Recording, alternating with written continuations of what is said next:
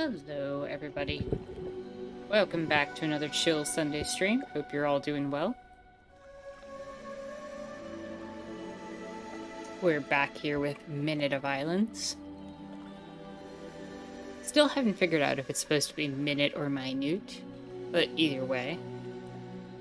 We are back with the game. I see we've got some people here already. Hello and welcome, Doug, and hello and welcome, Il. Hope you're both having a chill and lovely Sunday. Let's see. What do we got here? Doug, of course, with the legally mandate pre-stream joke. Gaming in this economy? And the response is always more likely than you think. Doug says, so true. Il says, hello, all. 2 more months of work. 2 more months of work until what? Doug says, at least you can do your weekly nap time.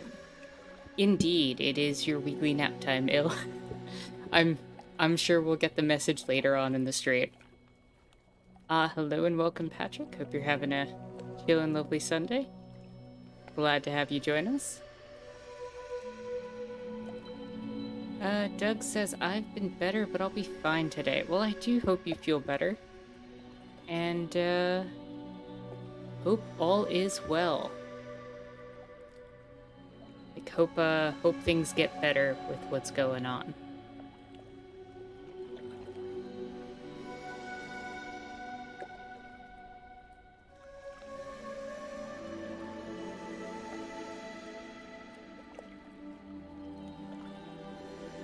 Bill says, I'll be AFK, need to get a haircut later on. Well, I hope that haircut goes well. I'm just gonna give it a little bit more time for people to make their way in. Also gonna remind everybody, because I didn't do this, to switch from top chat to live chat so you can all see each other's messages and you can all talk to each other as well. Hello and welcome, Jalix. Hope you're having a chill and lovely Sunday. Glad you could join us.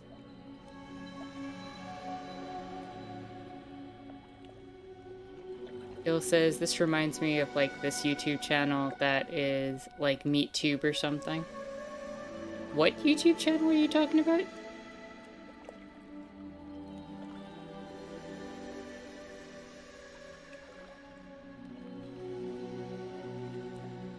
The Flesh Tube. Yeah, this game has definitely had some strangeness in that regard. So we'll see how it goes. It's like a type of animation. That sounds disgusting.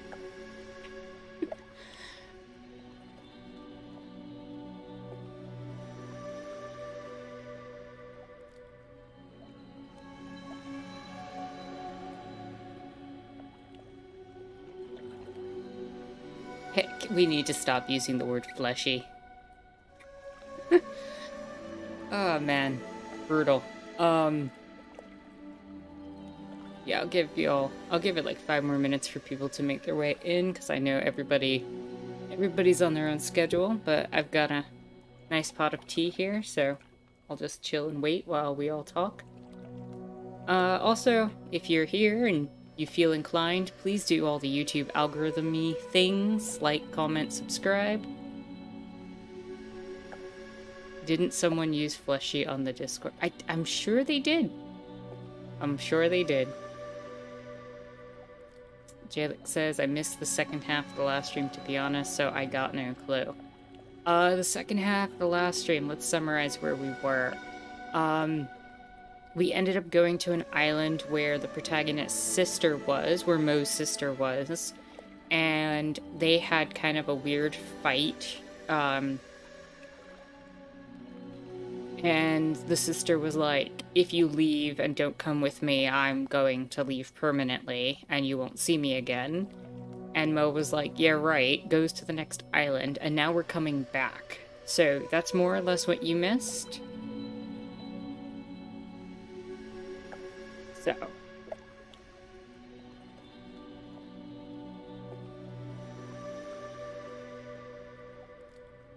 Oh yeah, the lighthouse island with the drunken guy and the hidden people. Yeah, we stole a key from a drunken guy, but I gave it back to him. Which apparently was an achievement. It is not green tea now, it is black tea. I need the caffeine today. Today is a caffeine day.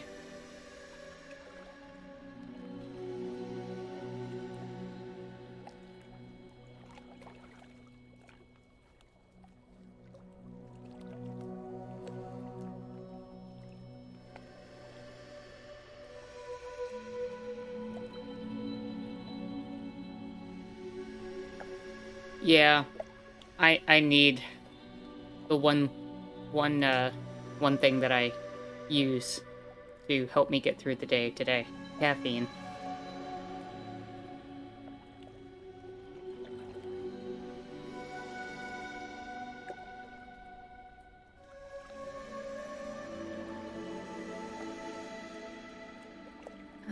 Okay. Caffeine the best drug for real? I mean, it certainly gets the energy up and gets things going.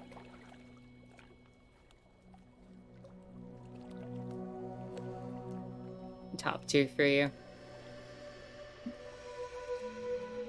I feel like caffeine is definitely in most people's top 2 or 3.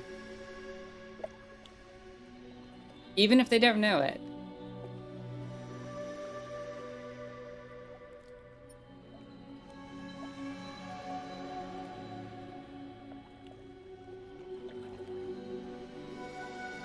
For real, I used to pronounce this as fur. Jalek says, caffeine doesn't really do anything for me, to be honest. I believe a lot of people would agree with you. Either they've become completely desensitized to caffeine, or it just doesn't affect them. See, the thing is for me is I get a weird side effect with caffeine, where if I drink it and I'm, I've had too much insomnia or whatever, it will actually put me to sleep instead of keeping me up. So, kind of a weird reversal of what it's supposed to do. But the sleep is some of the most peaceful and relaxing sleep I can potentially get.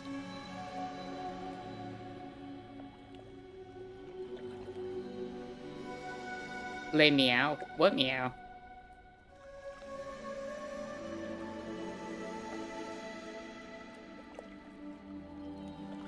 One of your cats meowing? That is very strange. Apparently, it's kind of common. Caffeine sleep can be very restful and helpful for those with insomnia. Apparently, Doug is informing me that it also helps with people who have ADHD.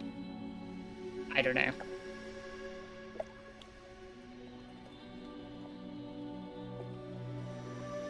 It doesn't make me sleepy unless I have been sleep deprived for a while. Oh, Doug pronounced LMAO as Lamau.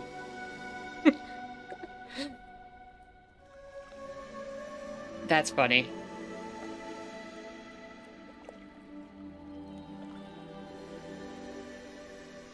Oh, man.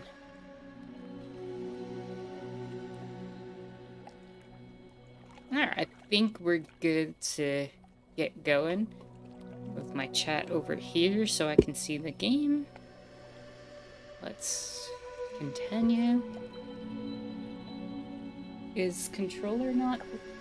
Controller? Are you gonna do the thing? Game is best played with headphones. Huzzah! Portal has figured out the name change.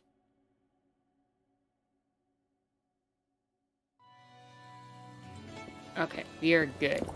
So we should have just arrived. We're in part 3 of chapter 2.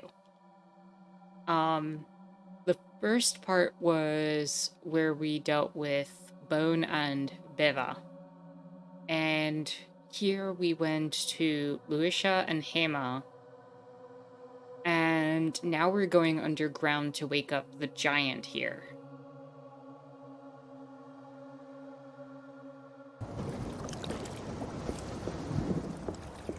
Doug says it also helps to imagine Mao with curly mustache holding a baguette when you say it like...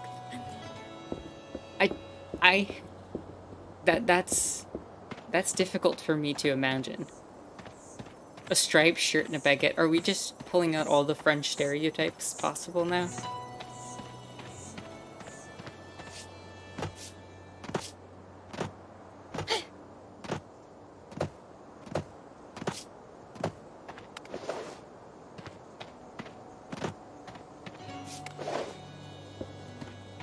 Is it pronounced minute, time, or minute small? I was asking that at the beginning, and I still haven't figured out an answer. Though if you want to look that up for me, Il, I would greatly appreciate that.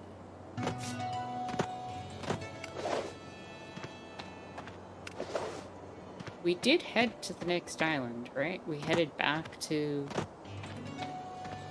I just don't remember where the underground bunker was. It was right here. Are you sure you want to go down below? Think so. Think that's where we have to go now.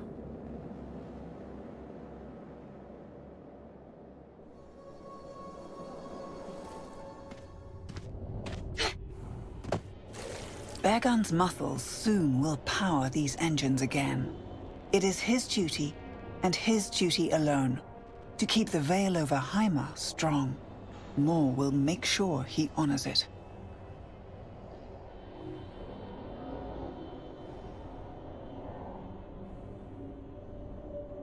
Here we go.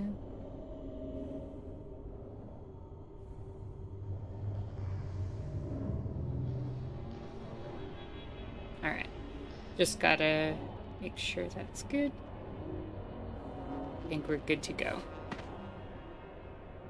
Doug says, no, he wouldn't be rioting or eating escargot. Portal says, is there a TLDR for up to this point?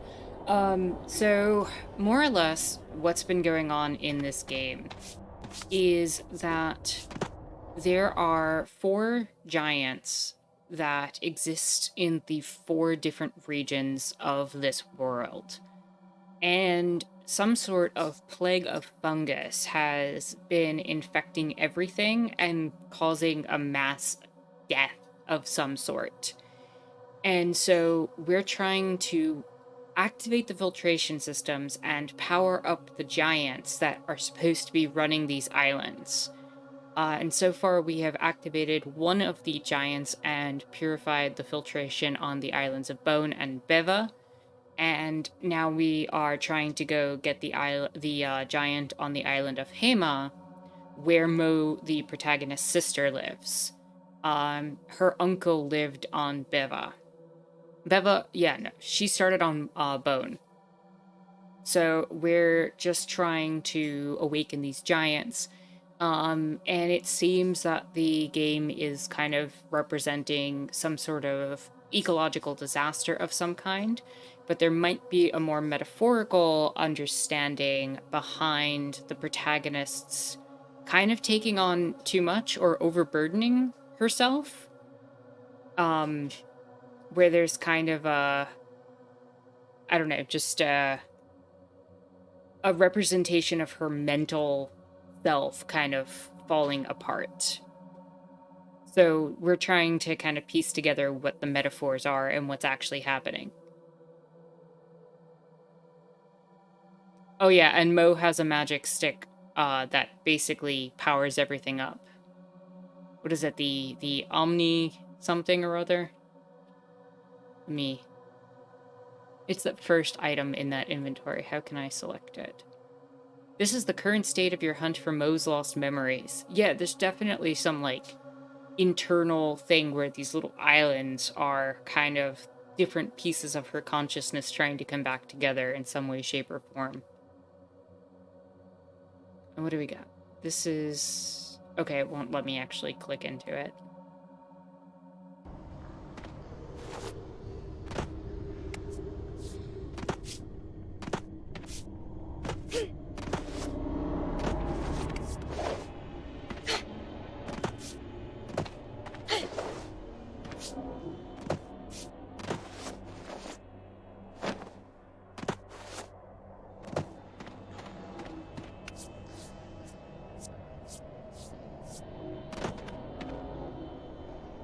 Portal says, sounds interesting for sure. Art style reminds me of Adventure Time.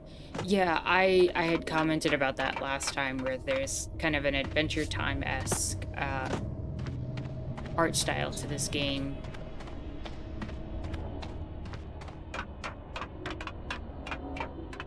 Definitely feel a Finn and Jake vibe from the different characters. Down into the bowels we go. Possibly literally.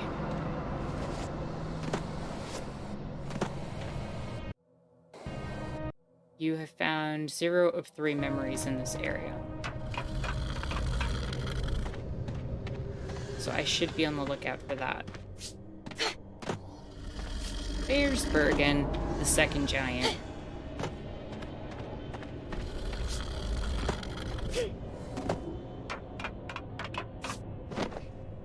Whee!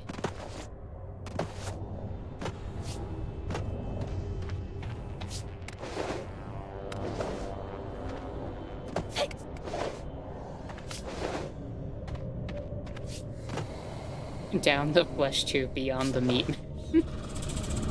Oh man.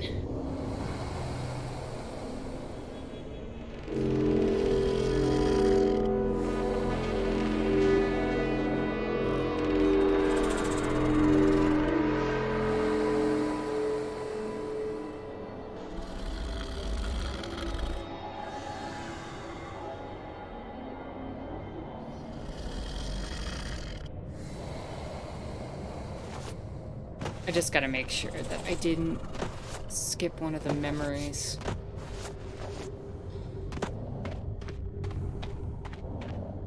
No, there's no path that way. To the right.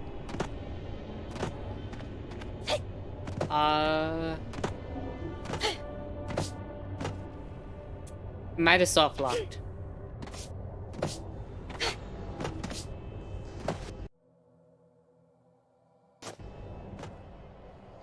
I most definitely had soft lock there.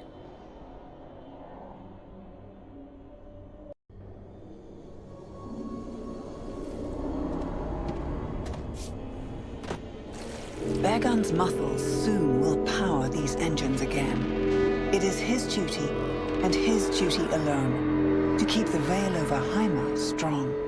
Moore will make sure he honors it. Doug says it's like the 4th soft lock since I started watching the streams again. I do have a habit of breaking games. It happens. We can't help that.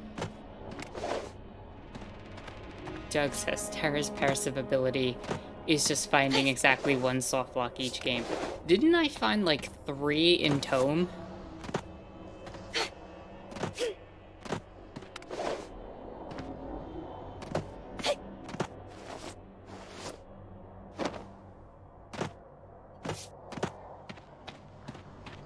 Portal says maybe if it wasn't his job alone and he had a friend, it may not be so bad. Poor muscle giant.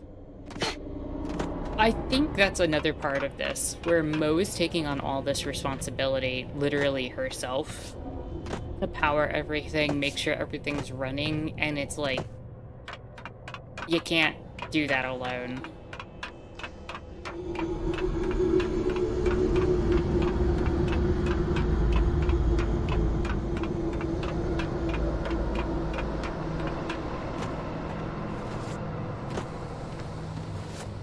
Okay, maybe let me not soft lock the game here now.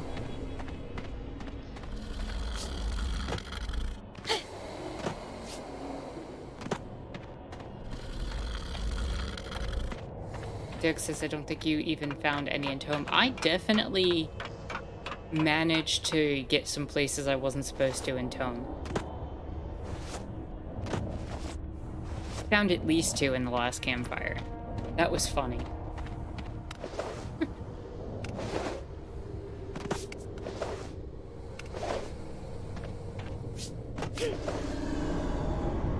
Hello and welcome to Jaguar. Hope you're having a chill and lovely Sunday. I'm here, but I might be more quiet than usual because I might be getting a headache. Oh no! Well, I hope that you're able to take something for that. And if you're able to overcome your headache, that'd be awesome.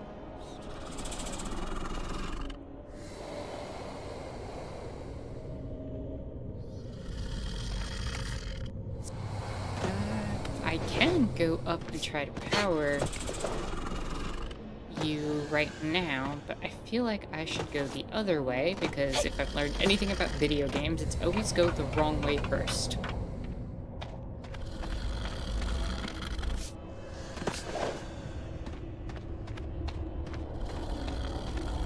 And I found a memory.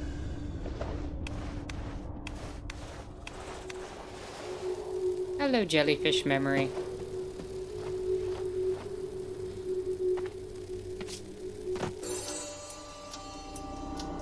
All the minutes you have squandered and misused for sentimental distractions. How will you make up for everything you have wasted?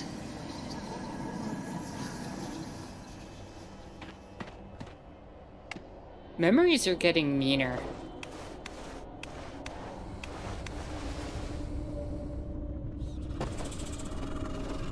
Memories are definitely getting meaner.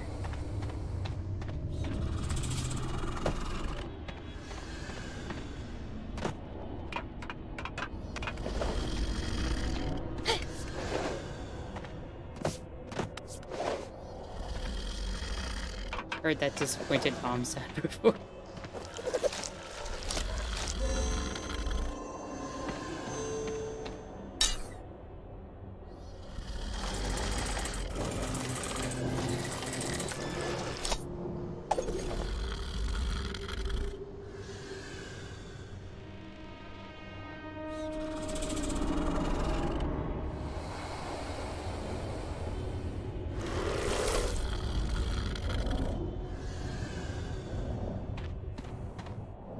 Reroute emergency power to the cardiac chamber. Okay, so this is going to be the same thing we did last time, where we have to activate the heart.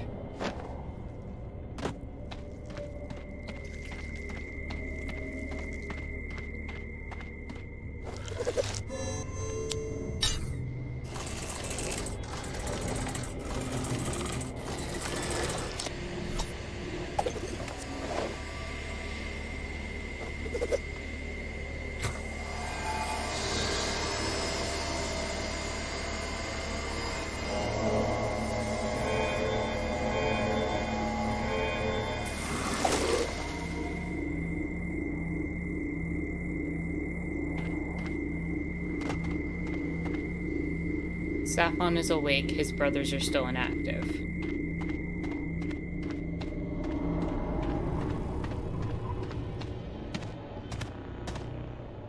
Hello, little heart.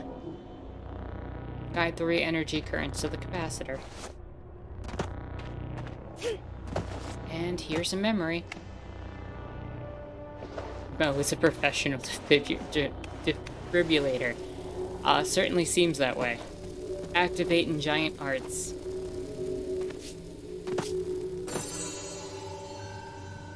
Dead things and frames. A petty attempt at preserving beauty. How can you occupy yourself with that? With the lives depending on you? Yeah, voice is definitely getting meaner as we're going. In the first area, it was like, oh, these are the things you played with, and this is the things you did, and everything is so nice. And now we're starting to get into that, like, area where I understand why the game opened with a bit of a trigger warning.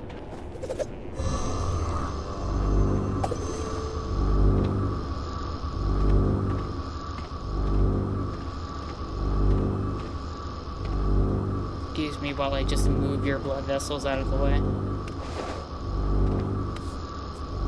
This has, oops, I helped start the Armageddon over it. I mean, it wouldn't surprise me if we find out that this was in some ways self-inflicted, but also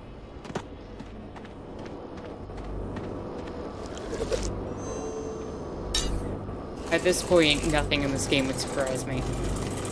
Doug says she's like that somber, tired repairman, but for flesh-based electricity.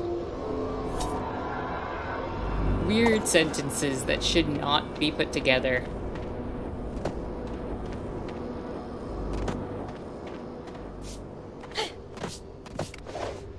So I have one more memory I need to keep my eyes out for as well.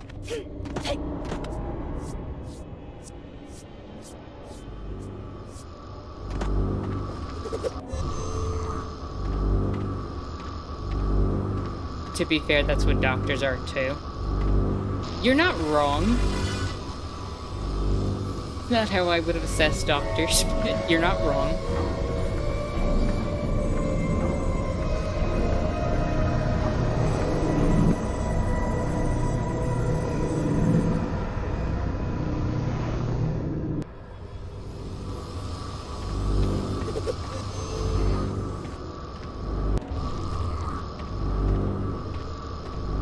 Reconnect the remaining 2 emergency power sources. Come on, a little further.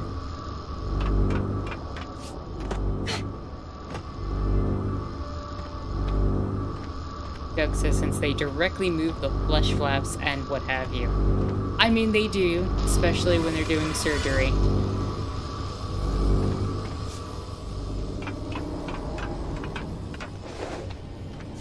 One source of emergency power has been connected.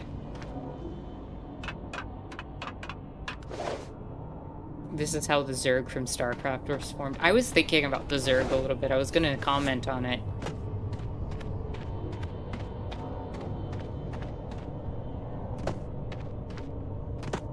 Definitely Zerg vibes here.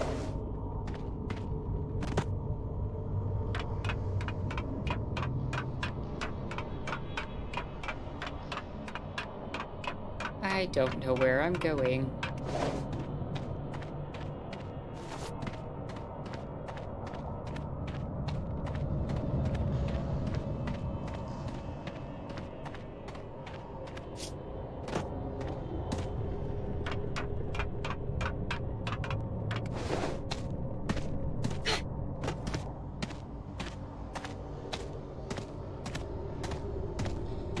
Alright, that pathway isn't open yet.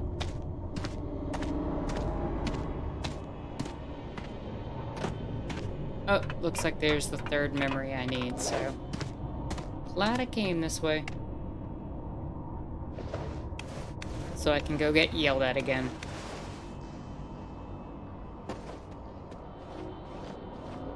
Did that not lead to the 3rd? Oh.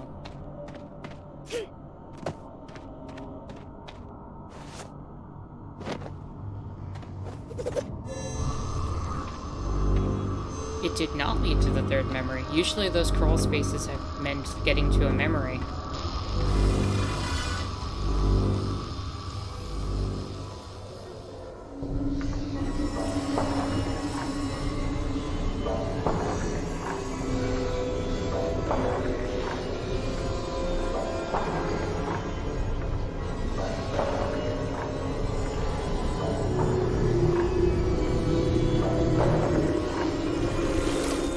Okay, then.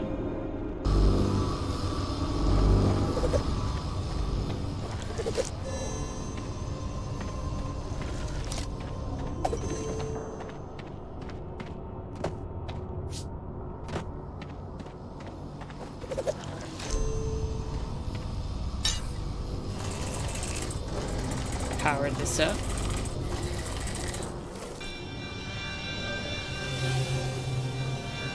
The jellyfish are all disappointed in us. Oh right, I'm not supposed to get seen by that one. Doug says traveling through the giant's body after activating the flesh electricity, so you can find jellyfish that's disappointed in you. I mean, who doesn't want a jellyfish screaming at them? Oh man, this game has been... It's been an adventure, I'll say that much.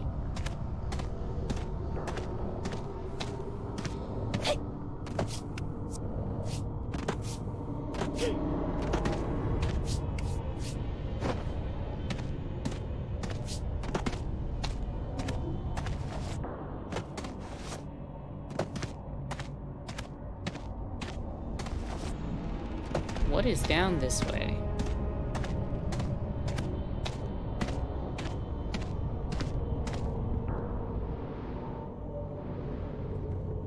Okay, that was the direction to the heart piece. Which has a whole different meaning here than it usually does in video games.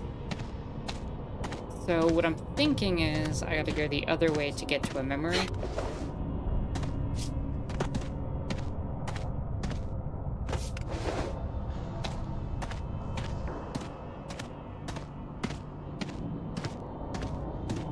No, that leads me back to the heart. Okay.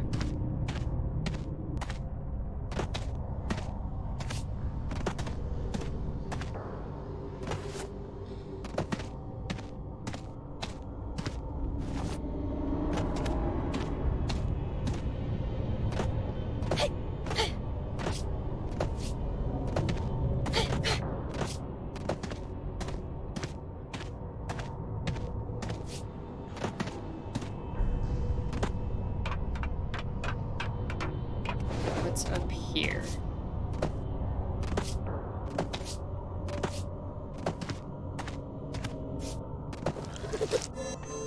Here's the third activation.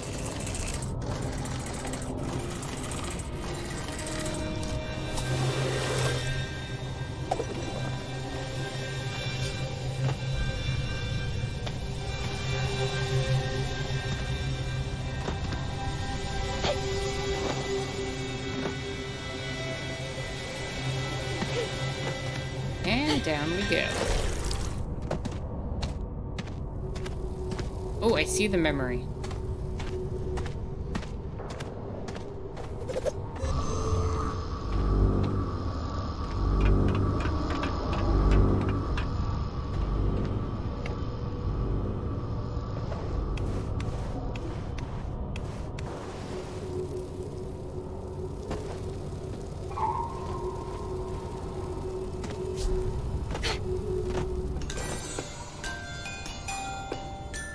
You are beyond these tools now, so primitive and human.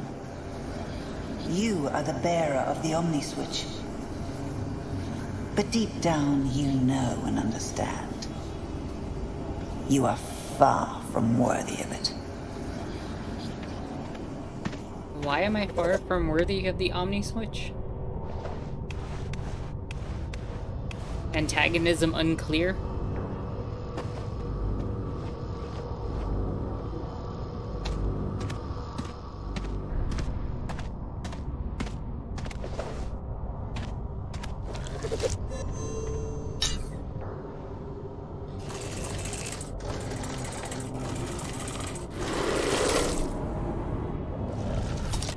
Girl says I now get the crawling through flesh tubes thing.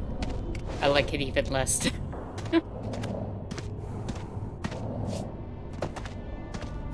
We weren't joking with all that.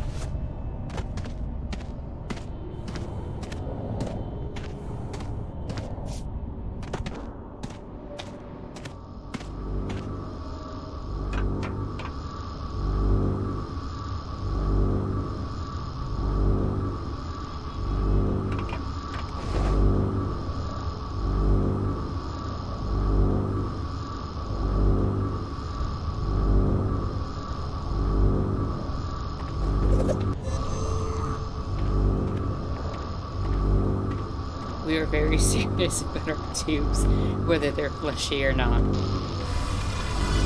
Well, that is the third tube that needs to connect to the heart. So we have now activated the heart, and now we can go activate the second giant. Jaguar says, sorry, may have missed it, but do we know what the objective is in this game? So far, what the objective is that we have 4 giants on 4 clusters of these islands that need to be reactivated. And we're reactivating them to stop the fungus.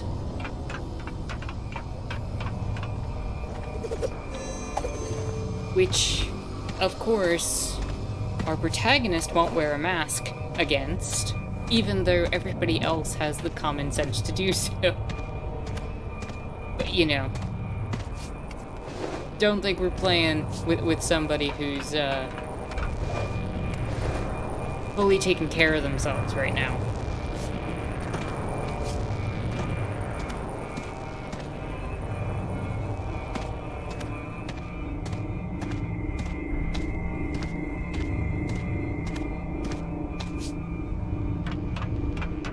Did I have to activate something on the heart before I activate the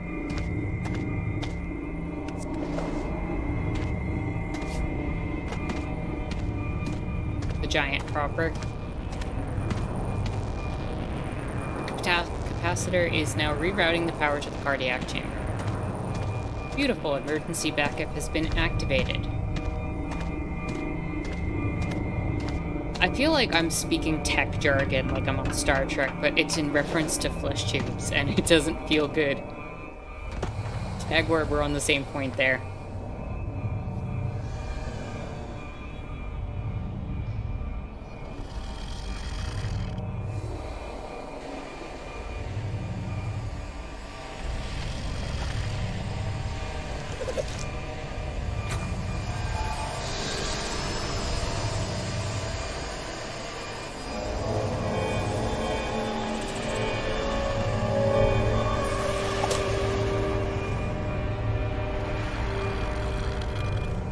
Alright, start working your magic, giant.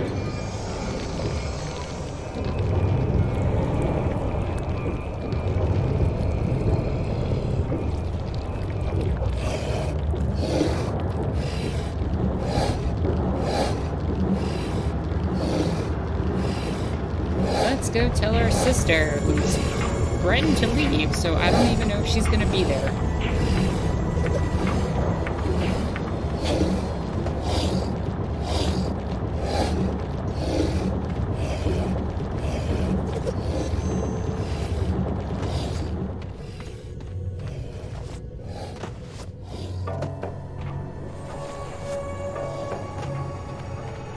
You can actually solve the pandemic through being a great person or whatever, and you don't have to wear masks. Yeah, unfortunately, that's not how biology works. That's not how disease is handled.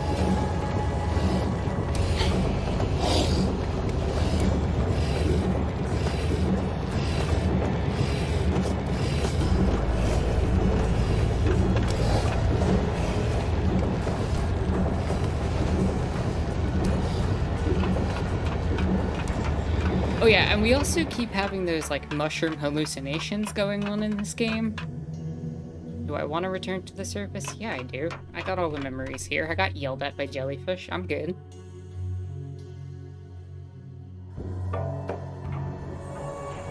I need some, fan art of this game of a jellyfish yelling at Mo.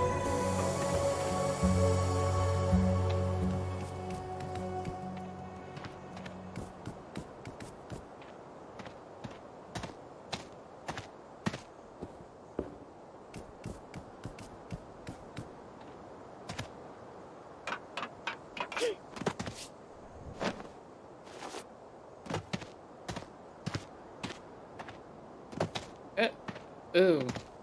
The chickens have been fungified.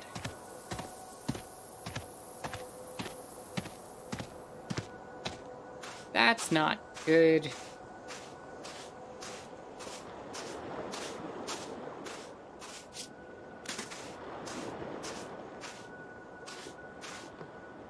Isn't this where Mo's sister was? By the chickens? Doug says, fan art of you being in a very fleshy cave with a jellyfish yells at you, and she sits there like she's stoned to represent her hallucinations.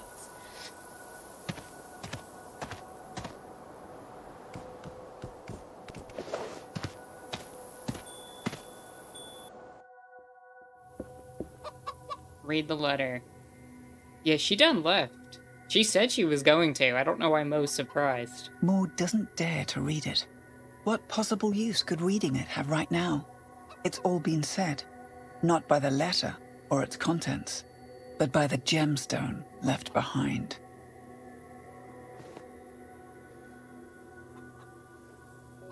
I mean, I'd like to read the letter.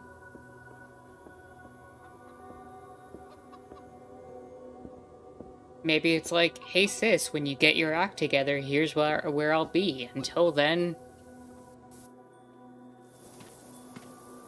I don't know. Seems kind of cowardly not to read it.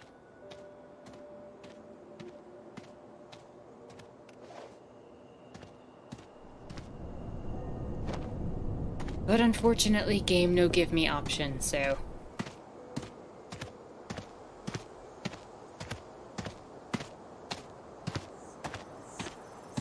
I do not know if we have canonical evidence that Mo can read.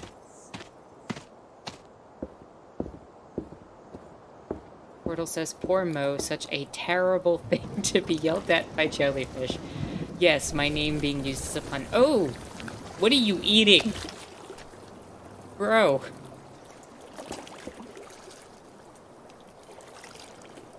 That's one of the crabs. Where did you get that? What are you even?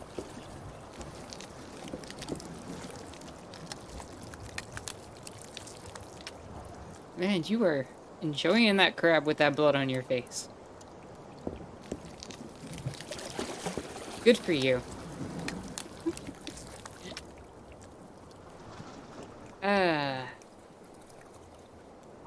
Why are the crabs so, like, bloody? I don't know. Why has everything been bloody? There was the whale in the first island. I guess we're moving on.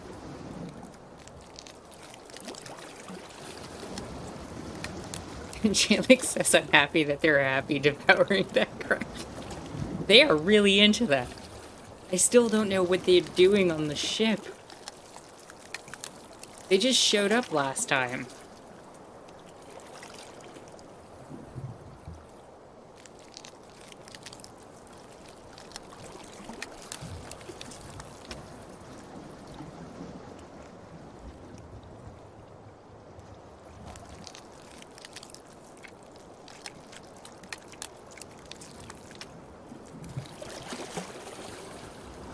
Guess we leave the island now.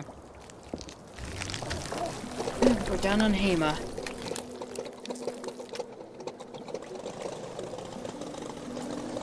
Achievement unlocked. Save Bergen. Some places are trying to pass regulations on humanely cooking and killing crabs. I didn't know that.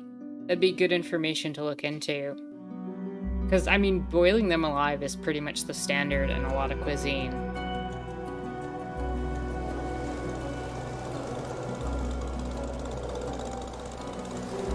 I'd be curious if there was some more evidence to determine what level of sentience and pain they actually feel from that.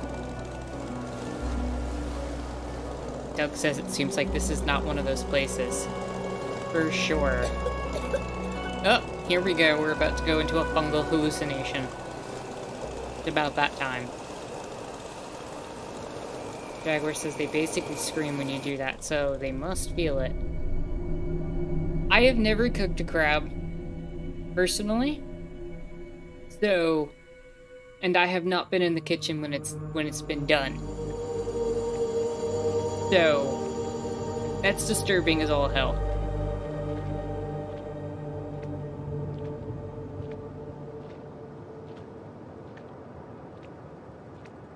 Felix says I know some crabs Annoyed, get their claws Mo harvested steels and herself once more for the visions. These feverish dreams have never been so frequent. Well, you also never been haven't so hostile. Well, you also haven't been like directly sailing into fungal clouds of hallucinations before, without a mask on. So maybe that might be why that's happening. Just a thought.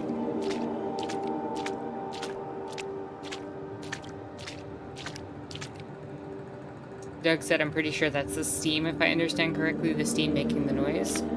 I wouldn't know. I genuinely have no idea.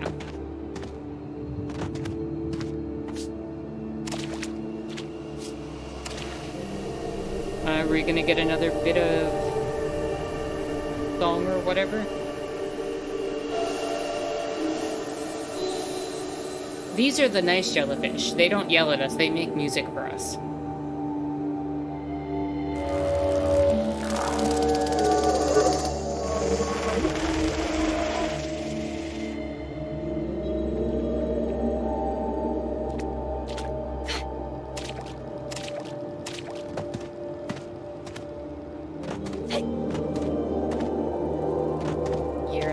I want.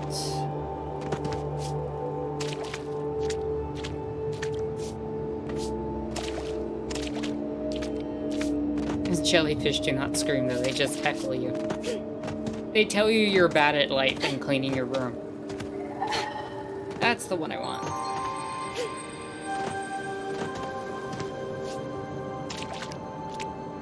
Jalek says, human music. Did you just Rick and Morty reference?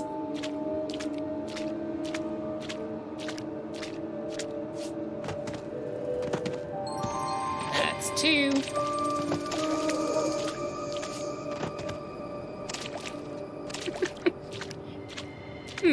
Human music.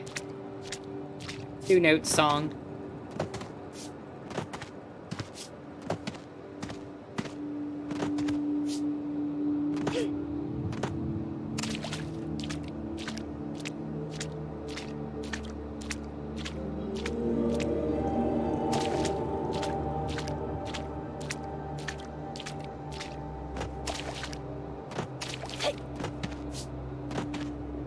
Should be able to get to the spiky one up here.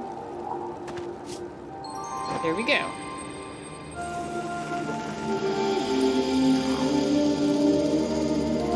Doug says that human music song went hard. I just don't think people are ready for that conversation yet. Y'all are ridiculous.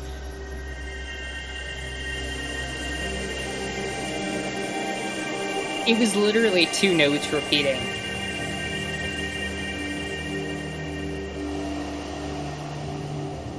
You know, people were critical of Animaniacs with the 3-note song, but human music was on a different level.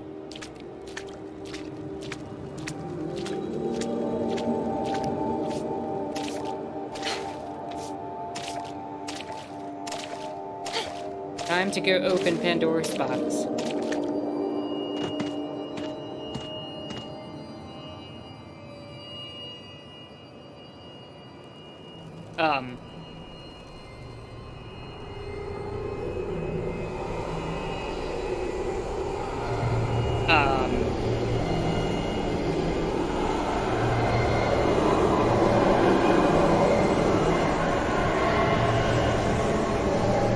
Suddenly horror game?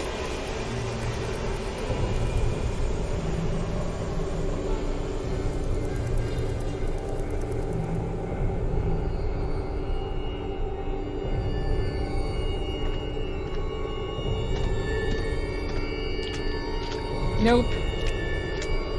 Noping the hell out. Goodbye. These hallucinations are too real.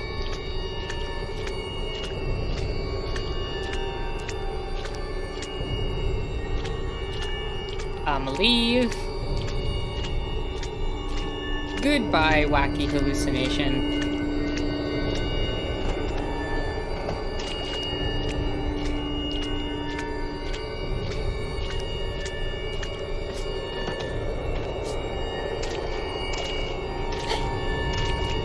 Maybe this is what she needs to finally wear that goddamn mask.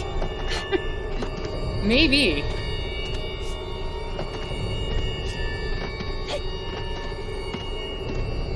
I know I'm running all the way back, and it's gonna make me run all the way forward again, but how long am I going to do this? I don't know. Hate it when you were the meat man in your fucking tree. Can we stop using the words meat and flesh? You're gonna make me go back. Alright, let me confront my existential dread. No? Okay.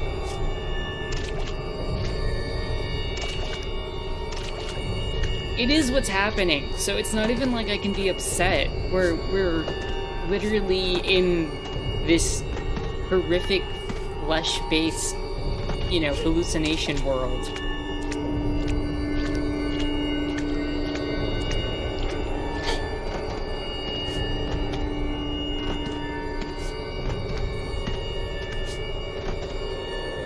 Alright, I can't run from it. We gotta go face our giant selves and walk across our bodies. Jalix, dude, what did you just post a link to?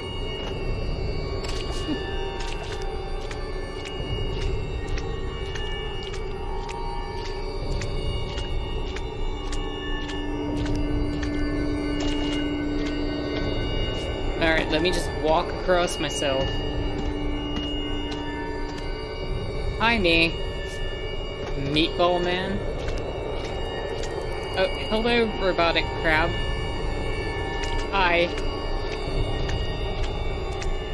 Hello, Pandora's box.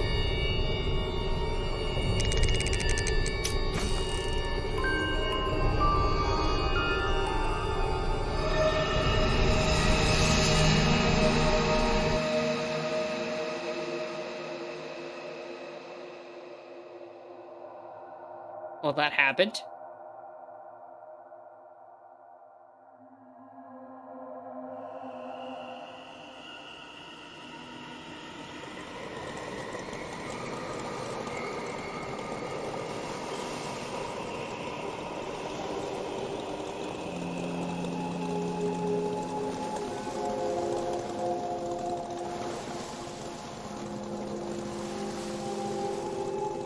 Moore hasn't seen her grandmother for a while now, but Granny would never make a scene about it. Yet Moore feels anxious stopping by. Not because she doesn't like her. She likes the old woman too much.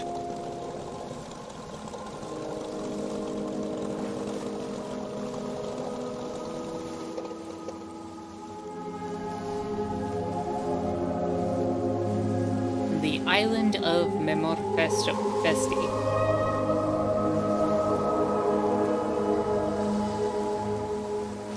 Alright, we're gonna go see Grandma. Hello and welcome, Shark. Hope you're having a chill and lovely Sunday. Glad you could join us.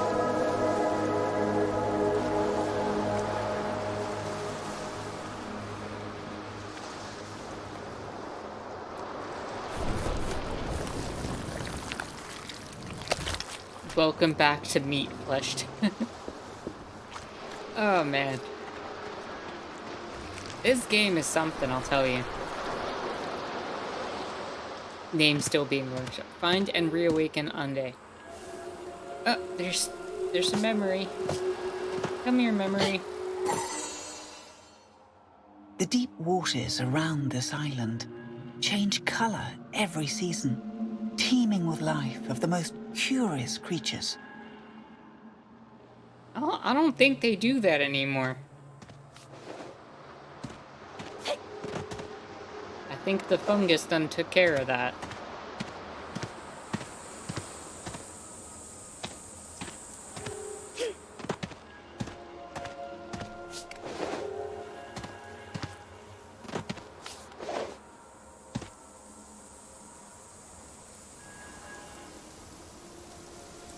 See, Grandma wears a mask, man. Grandma knows what's up. Everyone's worn a mask but her. The ventilation system grew through her house, wrecking her bedroom, study, and kitchen. She could have moved away, but she wasn't willing to concede a single inch. Hopefully, she hasn't blocked the valve with her morbid laboratory.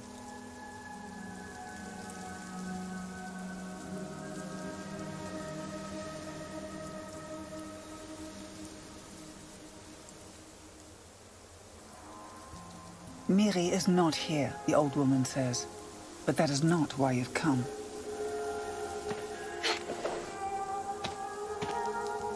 Protagonist is anti-masker. I mean, potentially. Moore tries to tell her how dire it is, how Under and the others have succumbed, how she needs to do what must be done. But her grandmother merely smirks behind her mask. Now look at you. How important you've become. People are counting on you. Yes, yes. Another chuckle behind the air filter. I have something very important for you to do as well. Would you be so kind as to do me a favor? A favor, she calls it. It may as well be an order. Granny has always had her way. of getting what she wants.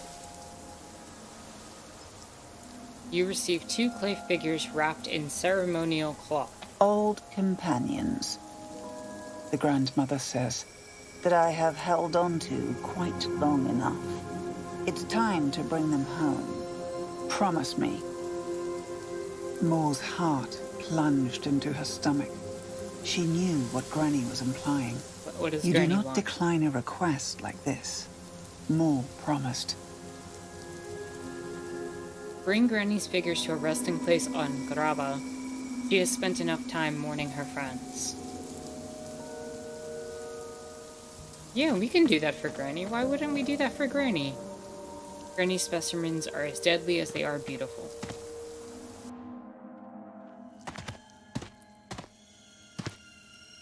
She refuses to wear one but makes everyone else do so. Yeah, that's been the weird part about this.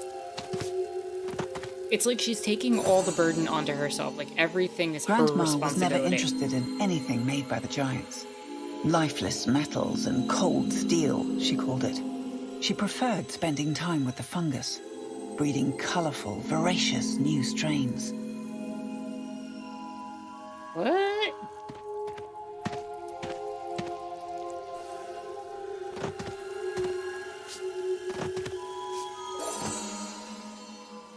Moore had always looked up to her grandmother, devoting her hours to caring for the dead and the living alike.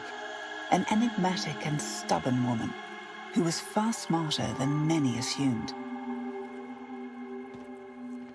So Grandma's been making some fungi.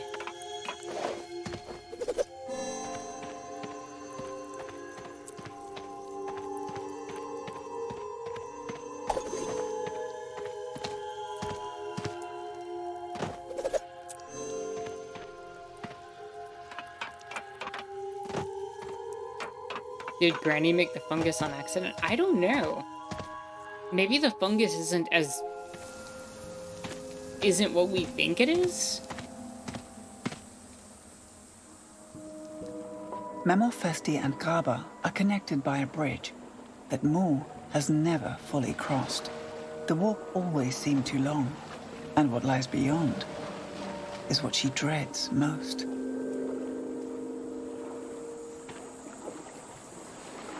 If you step on this bridge, there's no turning back. Are you ready to go? I mean, I think so. We got all the memories for this area.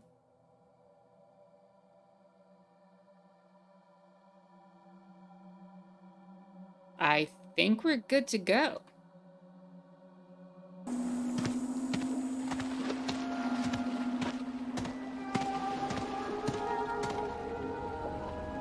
Just the one.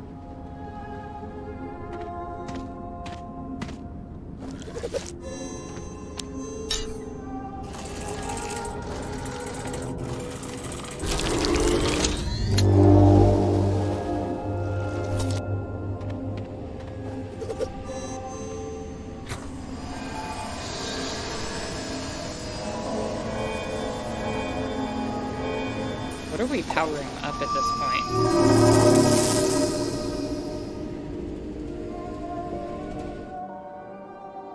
Oh, the air purifier.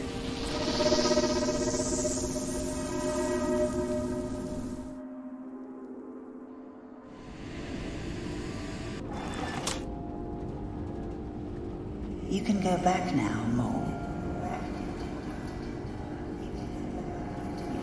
You did the work. You could just tell the old woman off.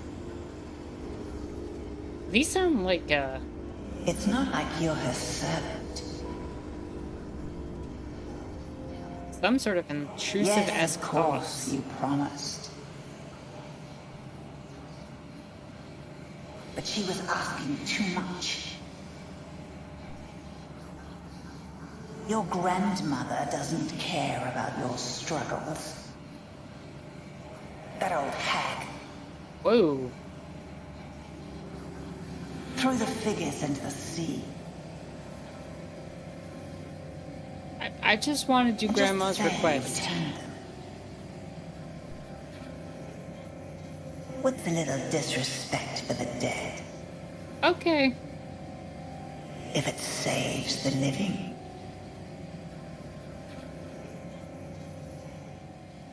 I would like to go return the statues now.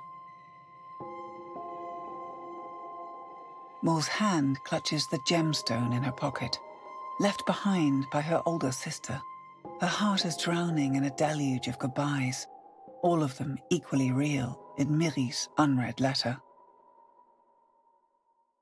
Ooh, are we gonna get to read the letter? Damn.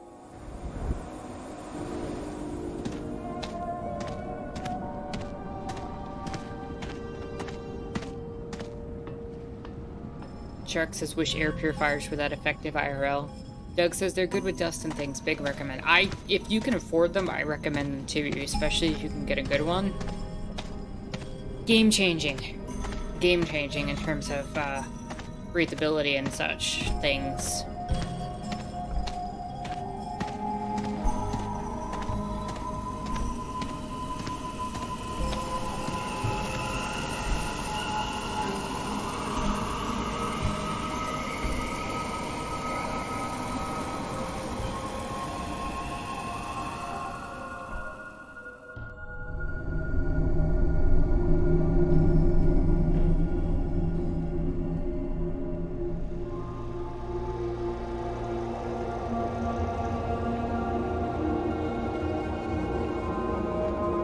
Yes, they do actually make that much of a difference.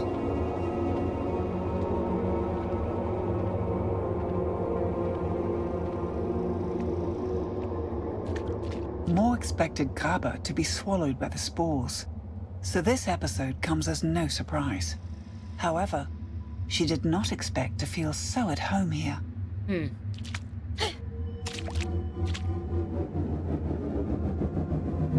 Hello, fish friend. Huh.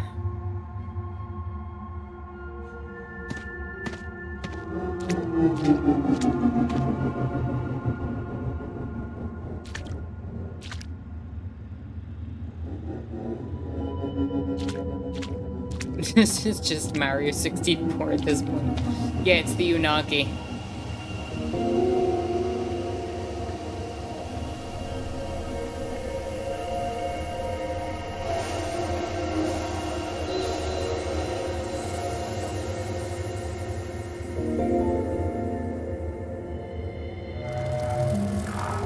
Jellyfish, Spiky, and Amoeba.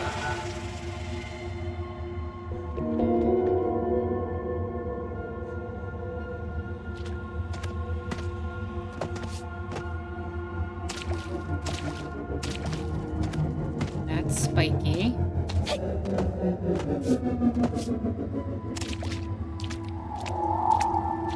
That's Amoeba.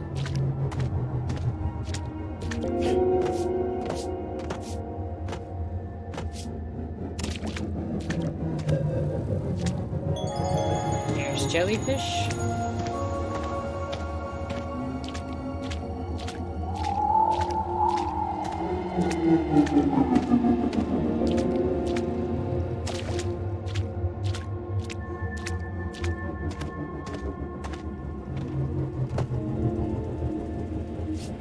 There's Spiky.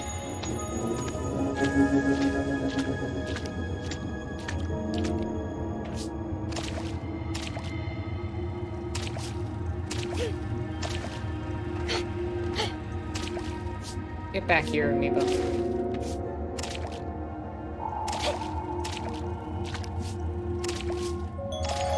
I really like this design where you're technically controlling the reflection as well. I really wonder how they did that, like, in terms of the dual control. I mean, technically speaking, the character will always be in the same horizontal plane, so you're really only controlling a difference vertically. But it's still kind of awesome that, like, I can jump up these platforms in the reflection. And since verticality will be the only issue, you'll never get the characters desynced. So technically you could just have both be in the control of the player, and it won't really make too much of a difference.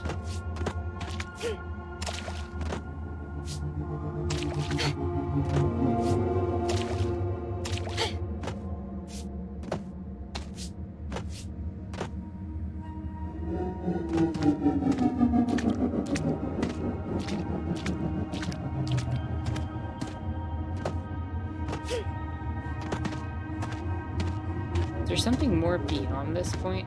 No. Just the end of the hallucination.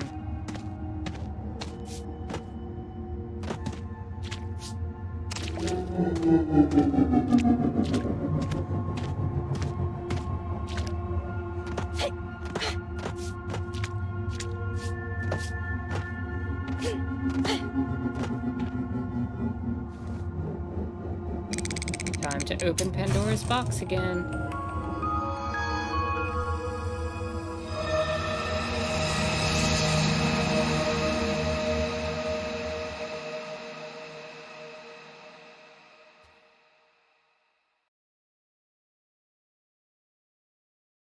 Are we just going to ignore the creeping darkness over there? That's how I get by every day. No, yeah, I don't think there's much we can do about it.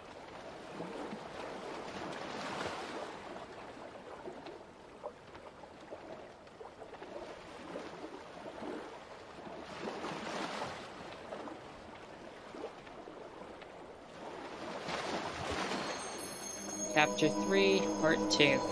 That was a short Part 1. But we did get everything.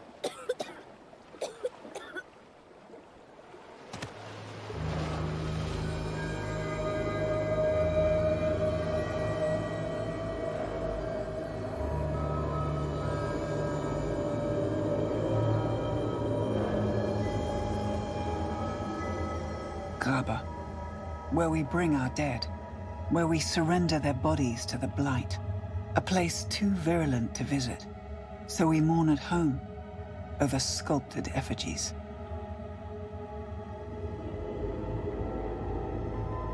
Moore finds no solace in these rituals, but she has a promise to keep. Go inside and find a crypt with room for 2 figurines. One of many terrifying mutations in these waters.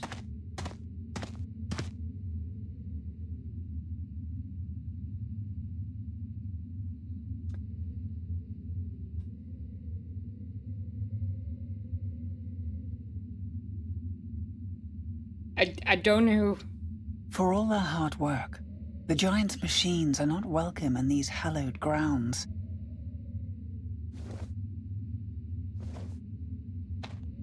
Mo has put down the Omni switch.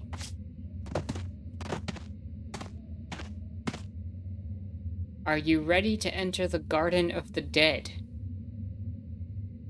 I mean, as ready as I've been with anything else in this game.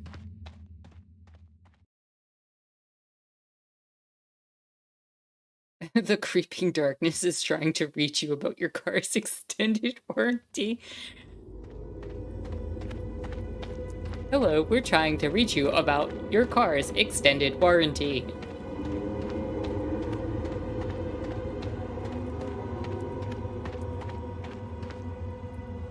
Oh look, it's the area from the thumbnail. It's really pretty.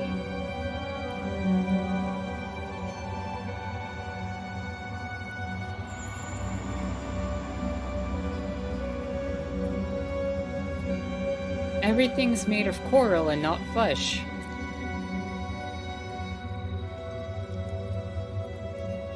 Scam calls were the real abyss we gazed into. Oh, boy, you're not lying. They are all the real. Why is the Land of the Dead more pretty than the Land of the Living?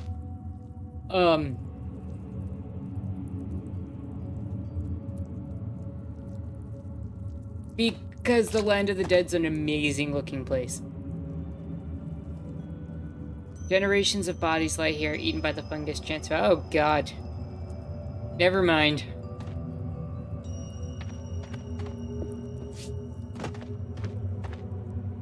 The blacksmith's family was hit hard by the blight. He was an old man with old lungs. The blacksmith's family... yeah... ugh.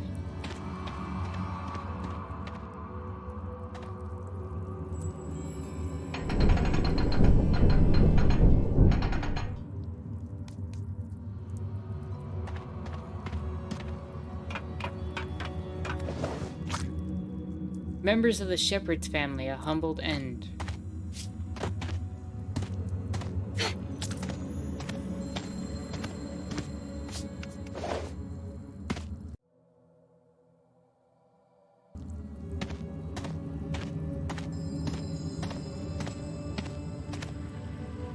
One could sit here a while and with the right protective gear and mourn.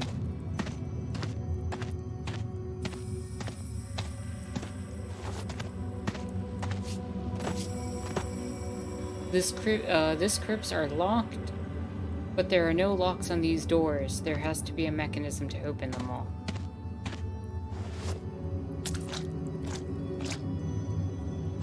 That squishy sound is uncomfortable.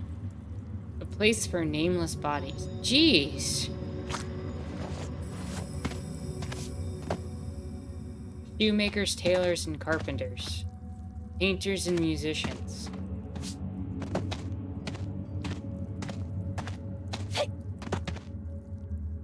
The Firemen's Guild, a hazardous occupation.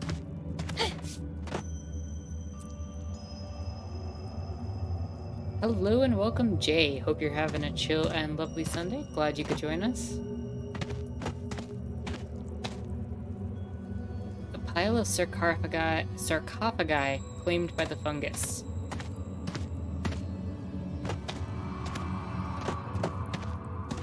You were watching some YouTube videos while working on your take-home exam. Good luck with your exam. I hope it goes well. More bodies. Oh boy.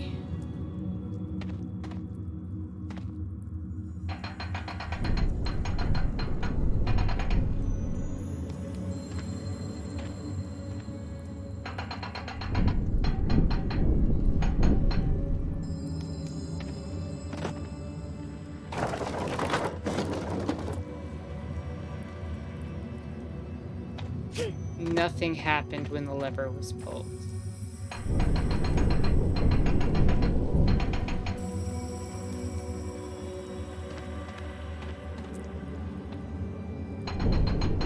Oh, I'm gonna have to match symbols, aren't I?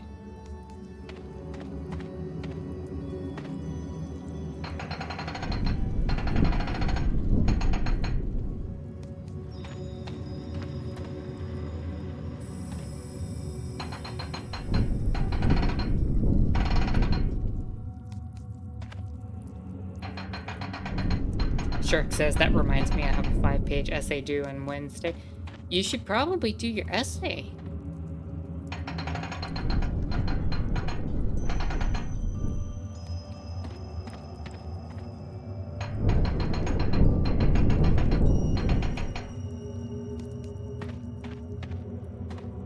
Is that work?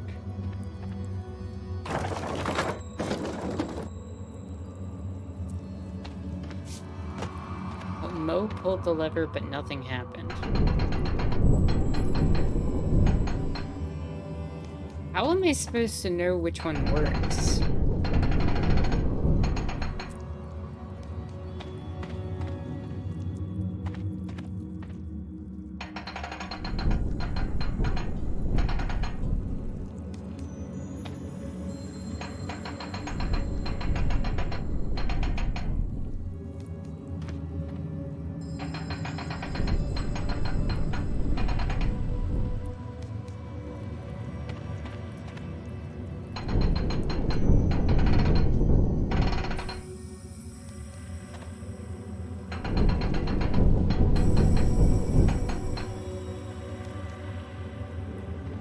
Doug says, if it's based around meat or fungus, you'll have much to talk about watching this tree. You must write a 5-page paper about the meat fungus. Jeez.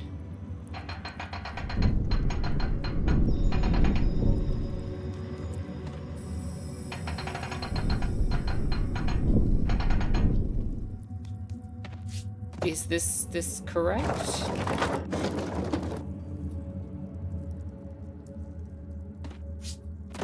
I don't know what I'm doing here, unfortunately. Oh. There's a symbol on top of the door.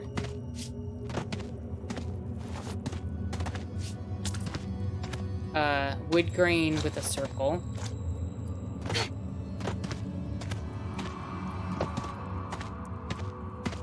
That one doesn't have a symbol.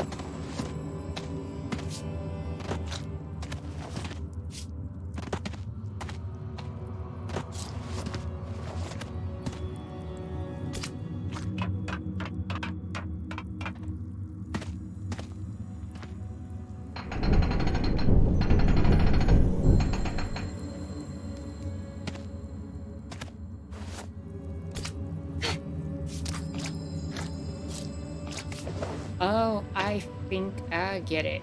Hold on.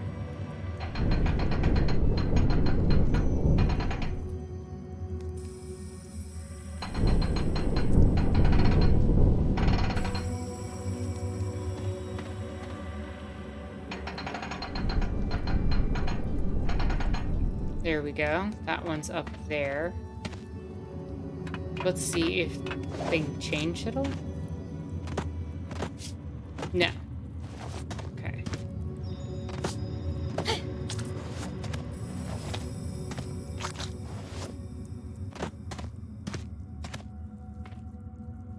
Oh no, that one was correct. Alright, so I gotta rotate it a few times.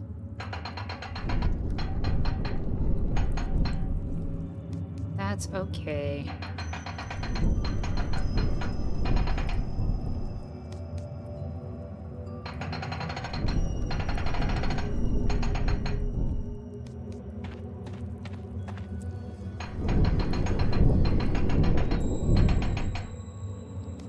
Is it this one?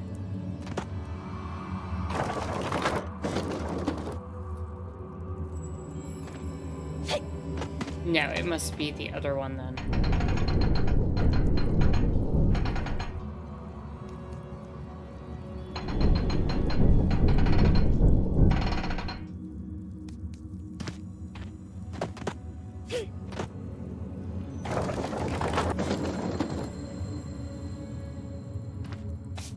No, it didn't do anything.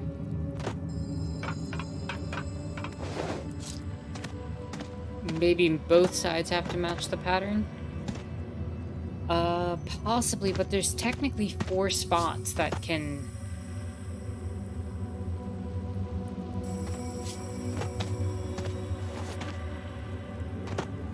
be activated.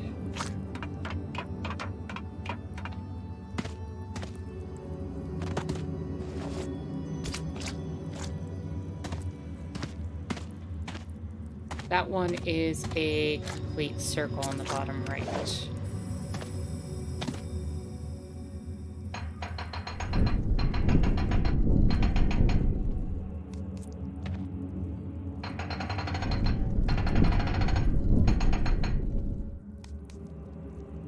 So maybe it's like this.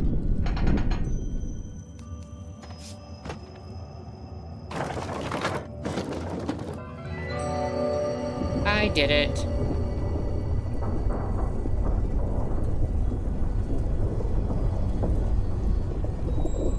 Shark says, in an unrelated news, I beat Nino Kuni a couple of days ago. That's impressive. Weren't you just, like, doing that, like, a week ago?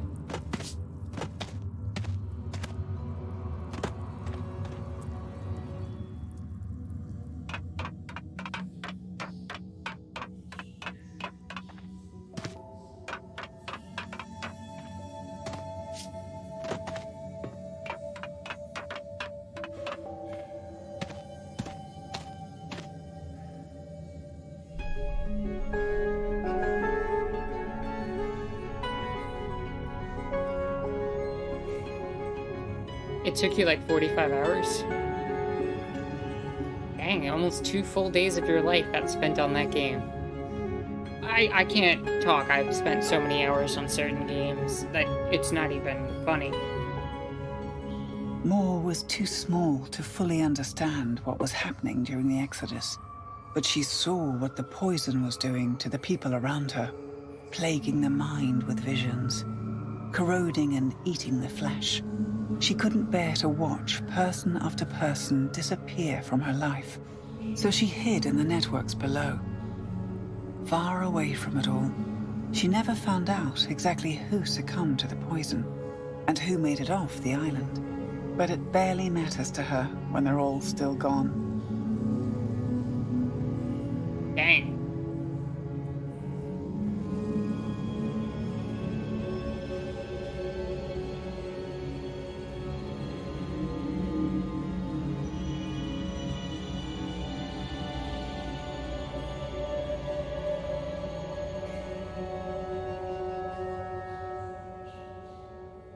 There's no place for the figures here. Okay. Well, I'm still gonna go to all 4 areas to try to get the backstory.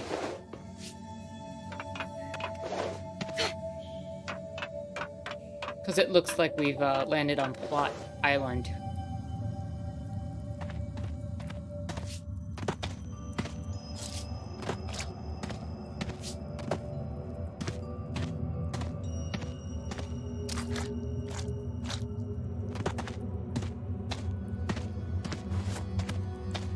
Shark says war never changes. Good Metal Gear reference. The fungus garden holds the secrets. The land of the dead often has information about the living.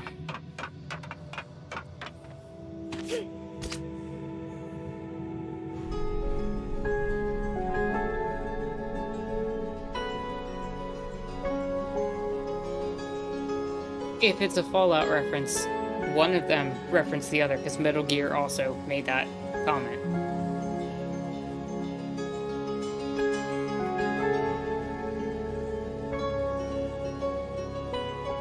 Most of Moore's family is still here, however.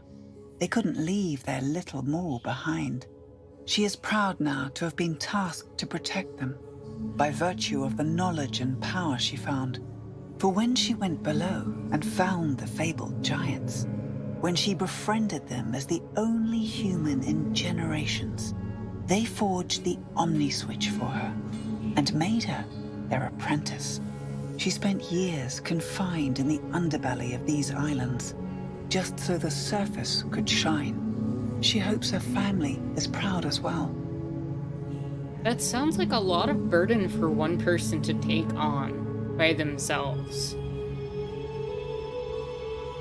To be the only reason that everything's okay above ground is to, like, go underground and basically do that. Like, I don't know, that sounds like a lot.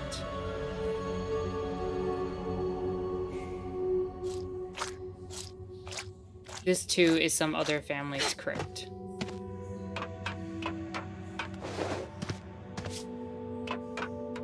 And J-Lex said, or maybe it's so generic that everyone came up with it. Perhaps. Jay says, I'm a wishlist this game.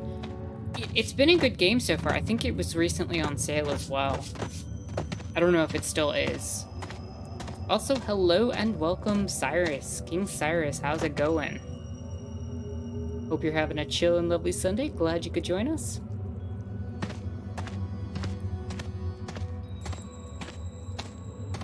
Been busy playing the Resident Evil 4 remake. How is it? Isn't this like the 4th time that game's getting remade or something like that?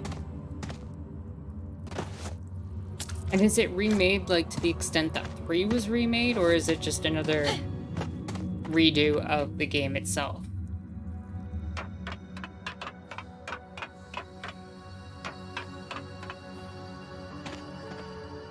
No, I promise you Resident Evil 4 has been remade multiple times. There's so many different versions of Resident Evil 4. It came out a lot of times because it wasn't remastered. They added a small bit of content each time.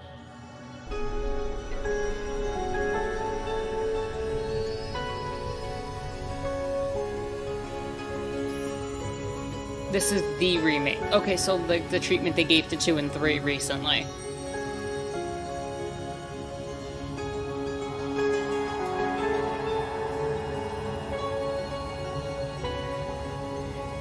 The brothers once walked the surface. Many say they built the world with their hands. They were inventors and explorers, never minding the tiny humans between their feet, living in their tiny houses and tiny streets. When the Blight first came and humanity fell into ruin, they went underground to find a solution. Their ingenuity and their toil saved the world above, but also bound them in the deep below. I'm really curious what the giants are meant to represent. I'm also very curious, what year did this game come out?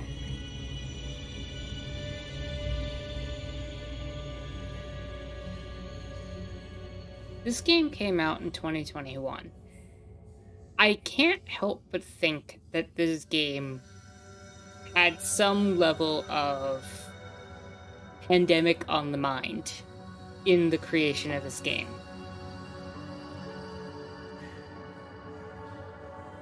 I'm just kind of wondering what the mindset of the creators of the game are in terms of what they were trying to say in this game.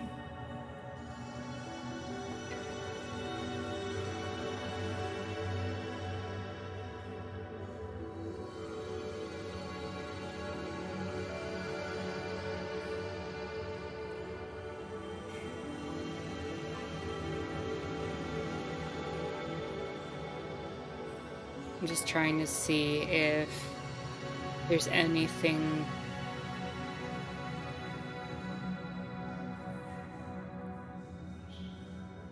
I can find in terms of the game itself. Like, what is she trying to restore with these giants? What is the metaphor that is in place here? Because, like, what I keep seeing is a situation where this character is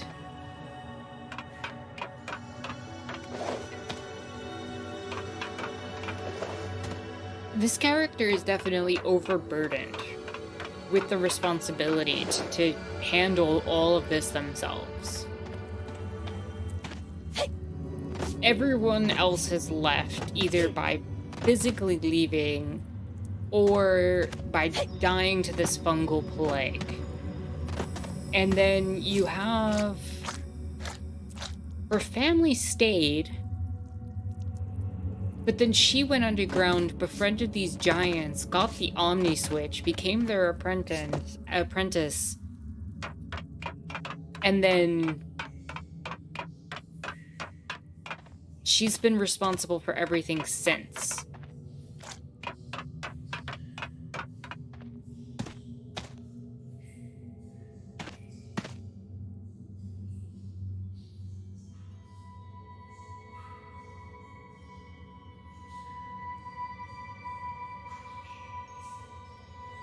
So, like, what is the game trying to tell us exactly?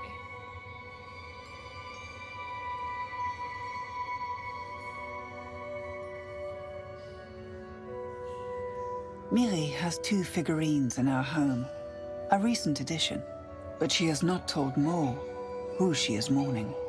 Miri has told Mo that she has a figure ready for her too, just in case. How many times has Miri thought of taking that figure here? All the times Mo would disappear below. All the times Mo was gone for months without contact. Miri not knowing each time whether her little sister would come up again. Not knowing for months whether the catacombs or the Blight had finally taken Mo for good.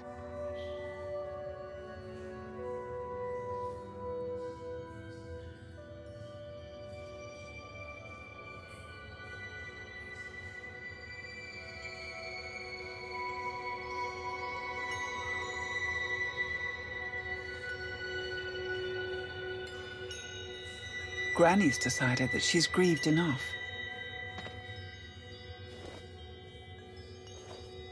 You place the figures in a worthy place. It is done. Return to Memorfesti. Achievement unlocked for Granny. Could I have not done that? Like, is there a possibility that I could have just left those things and skipped this part of the game? Was I given that option and just didn't realize it?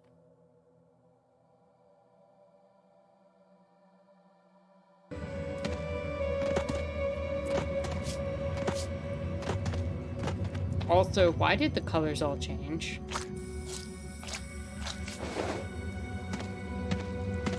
It almost looks rotten now.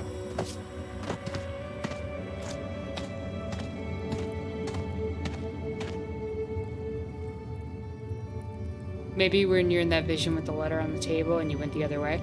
Yeah, that's possible. I mean, I'd rather have done what I did. I'm just wondering if it was possible for me to not do it. Two giants still struggling for air. Only half of the engines running. Only half of her world protected. But at least this promise she has now fulfilled.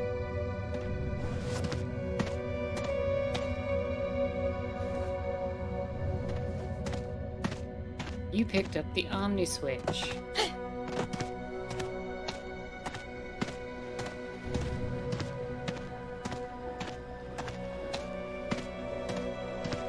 Cyrus says the RE4 remake proves clear Capcom was inspired by voodoo myths of the zombie, because the Ganados and Las Plagas are basically what real zombies in voodoo mythology are supposed to be. Yeah, that's what I had assumed about 4. Cyrus says, tired of folks calling the undead zombies. They're very different mythologies. We've just come to understand, like, merging them, but you're absolutely right. They're very different. Are you ready to return to Grandma? Yeah, I think so.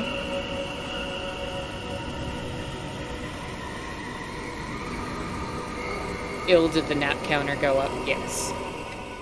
Congratulations on your nap, Il. Glad the Chill Sunday stream can always put you to sleep.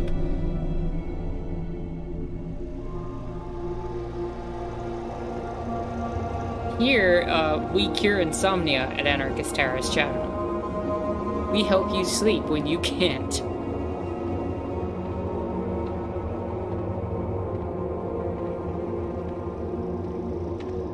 She knows she has a pressing task to finish, the one in the physical world. But maybe, in this place, where time has no meaning, she can stay for a moment and rest.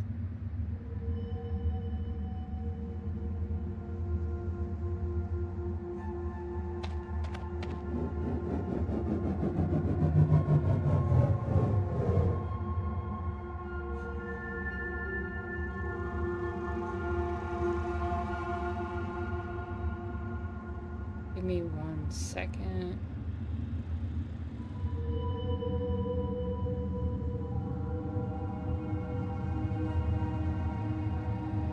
Just checking something super quick. You can bear with me.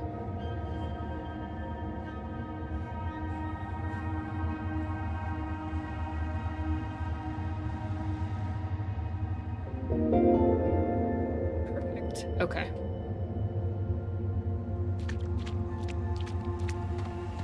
Doug says, to be fair, my favorite streamers I can fall asleep to. That is fair. Shark says, my favorite zombies are from Plants vs. Zombies. I hate what they did to Plants vs. Zombies 2. That could have been such a great game if it weren't for mobile game bullshit. Long, spiky fish blob. Long, spiky fish blob.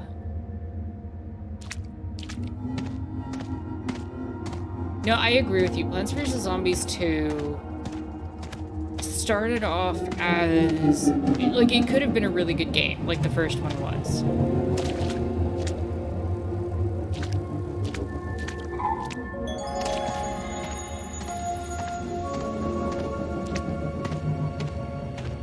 long spiky fish blob is the code for the day. Indeed, it is. The problem is they added, one, a lot of microtransactions into Plants vs. Zombies 2. Two, they made it competitive for some reason later on. They've constantly been adding things to, like, gatekeep the game. There's certain plants that you have to pay for, and there's some of the best plants in the game. If you want to play the competitive mode, you need to do that. Like, they've completely ruined it, and as usual, when EA gets its hands on something, it ends up falling to shit. There's Spiky. We need Spiky.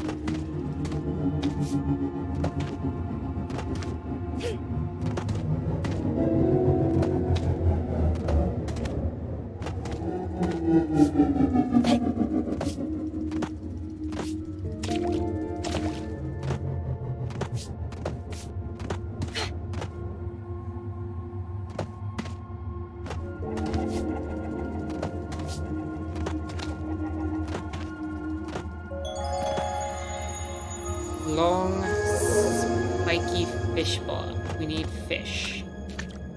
Where is fish? Sire says, fun fact, Resident Evil 5 originally was going to take place in Haiti. Is that true?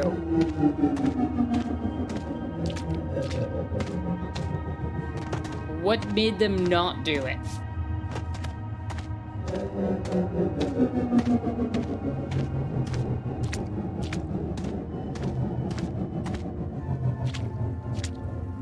No! Didn't want blob.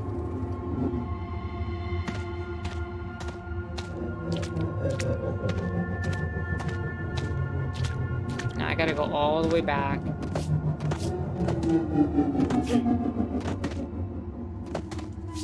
That's spiky.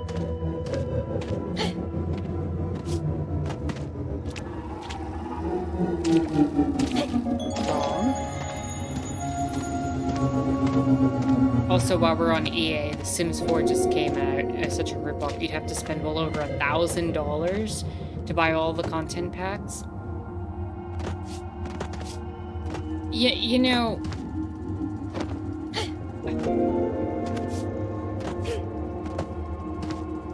You know, Rachel is a level of ridiculousness where piracy tends to look like the option that most people are going to take when it comes to a product like that. Nobody is going to drop $1,000 on a game. Nobody.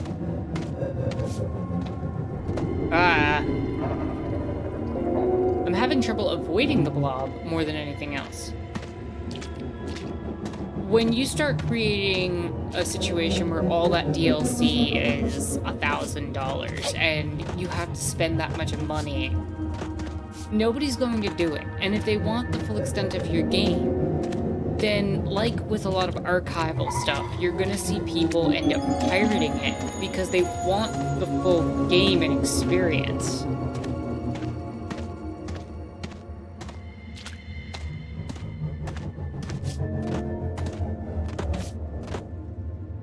Doug says the best thing you can do with EA games is not play most of them. There are a lot of people who would, but overall people do that. JLX says, I get them in Humble Bundles sometimes. Yeah, I mean, if you can get them on discount or on sale, that's one thing, but I cannot for the life of me fathom a company thinking it's okay to have $1,000 worth of DLC.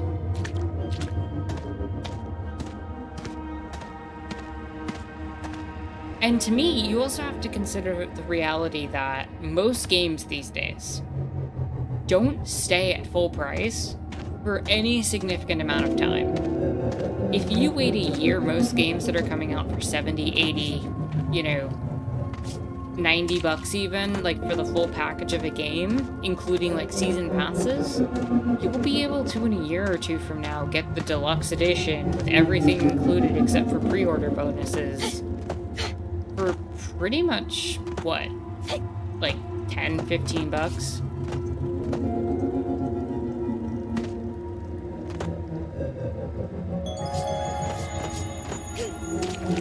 And most people have such backlogs on games that it's not even, to me, it doesn't even make sense unless it's a game that you've been extremely waiting for or looking for. And even then, is EA really pumping out those type of games?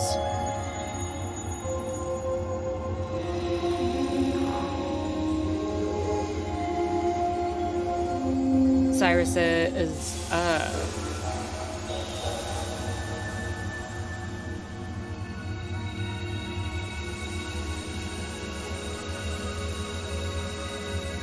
the producer didn't want to use the political crisis in Haiti when they started development. That makes sense. That makes a lot of sense.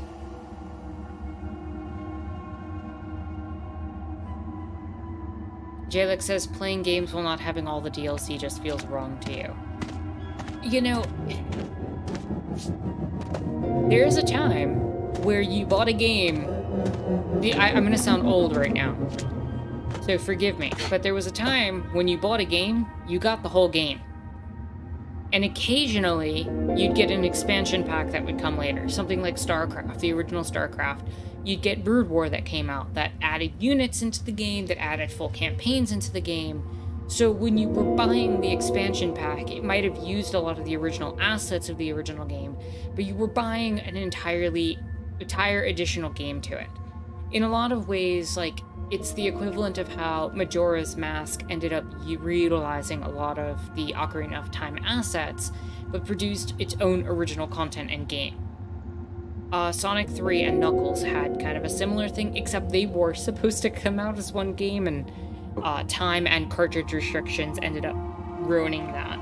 But I agree with you, it was still, at the very least, you were paying for almost an entire new game's worth of content, reutilizing assets from the previous game. DLC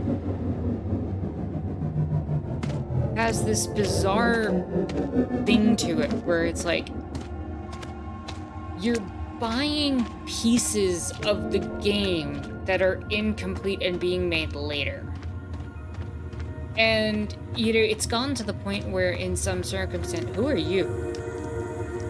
Sorry.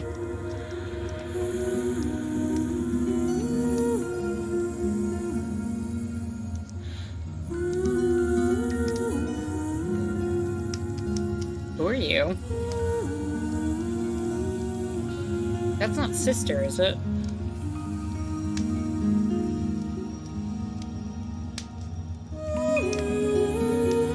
It might be. That looks like Miri was. Yeah.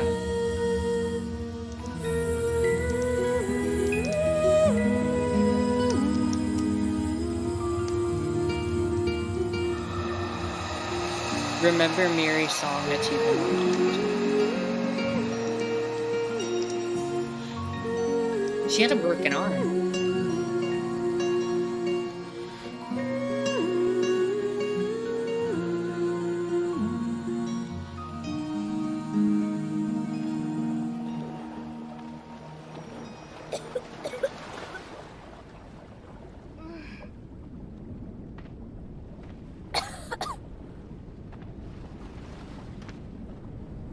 Chapter 3, Part 3, Unde's Engine. But, getting back to what I was saying, you know, back in the day, you used to buy a game, and you used to get the game. And if they wanted to put out a new game, it was either you'd get an expansion pack, or you'd be able to get another game. And with the DLCs, it almost just felt like they've been piecemealing aspects of games, or small bits of content for games, over time, and it's become so normalized that it's almost ridiculous at this point. Like, I like playing a game that's complete. I like playing a game where I have everything that can be done in the game capable of being done. And it's frustrating when I load up a menu and it's like, oh, check out this extra mode, and it's like, no, you can't do this unless you pay us more money. And part of me is like, if I wanted the full experience, like, I would have just paid for the full experience. Like, I don't know. I hate DLC.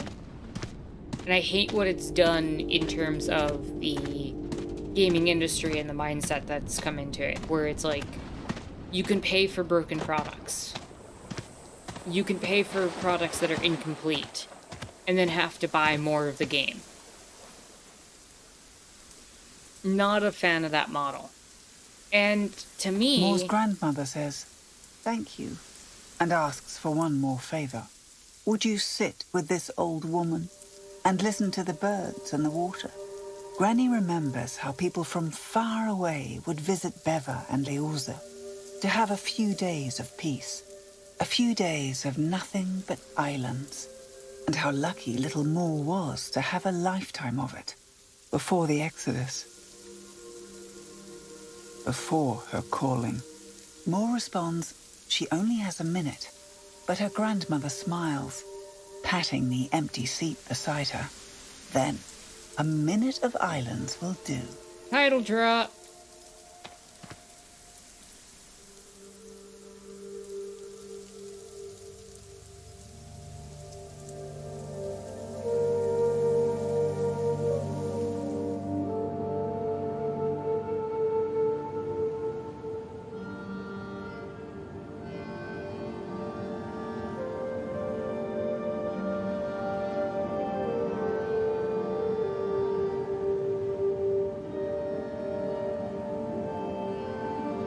Take care, Jay. Thank you for joining us.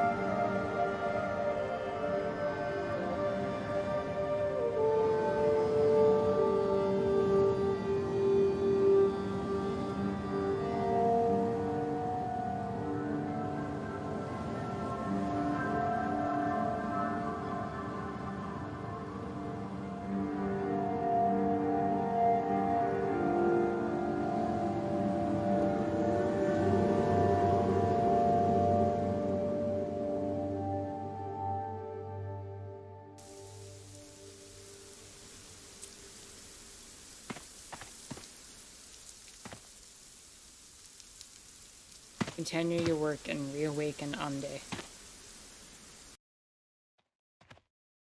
Let me see what y'all said in chat while I was having my rant against DLC.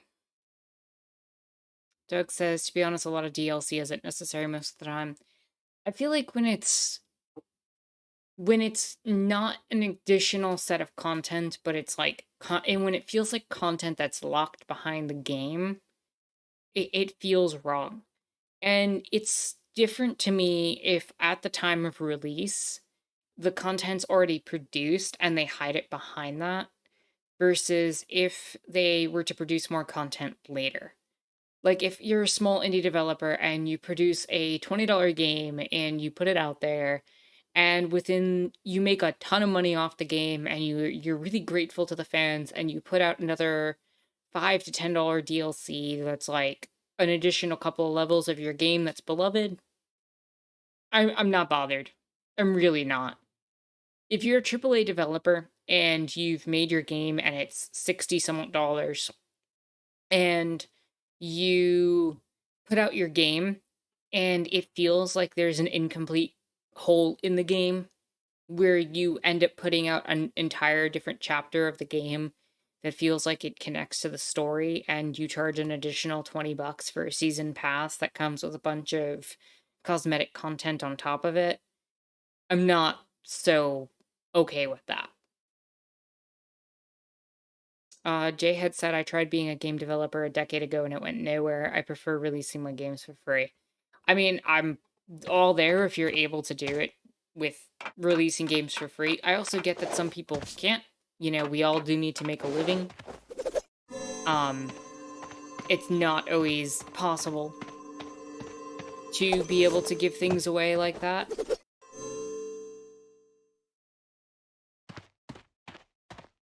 I get it, especially if you're a small creator. We have to value our time and we have to survive in the system that we live in. But if you're able to do it, more power to you. The foul taste of stale air is even stronger here. Enough distractions. It's time to wake Unde from his sleep. Cyrus says, EA and the publishers are scammers. 100% correct. Doug says the only time you want to get full price is if you're a competitive player and it's release day. I mean, that's one thing, yeah. Or if you're someone who genuinely has been looking forward to a game, like, for a long time. There are certain games and titles, especially indie games that I've followed and I've seen, that I wouldn't mind splurging and spending the $20-30 that I know their game is going to be on day one, whether I get the chance to play it or not, because I want to support the developer and I want to see more games flourish from that developer. But if it comes to a AAA title, EA and Ubisoft and all of them, they're all going to get enough money. I don't care. I'll wait till it's $5 in a Humble Bundle and I'll grab it there.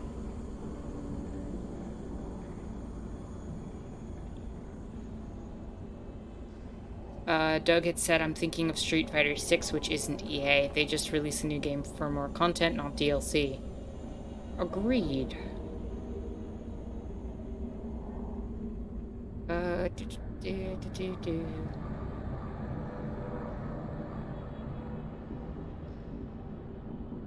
Speaking of islands, stay tuned this Thursday for some piracy.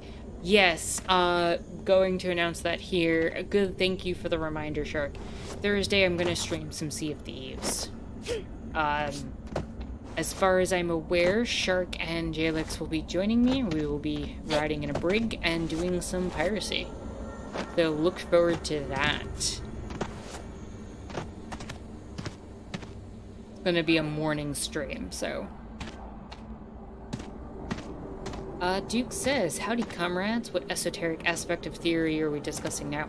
We're trying to figure out the criticisms of DLC while talking about this character's role and how they're kind of taking on the responsibility and burdens of everything themselves, and trying to figure out what the metaphor of the giants in this game represent, and kind of vaguely understand what the metaphor of the pandemic versus the fungi are here, and dealing with the dead.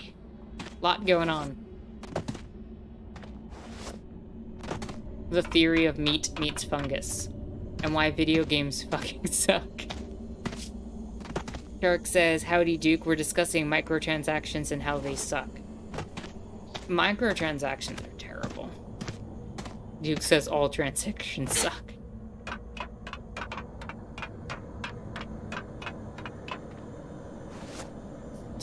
Doug says, have fun with that. I can say I will not be there. That is a shame, Doug, but I understand.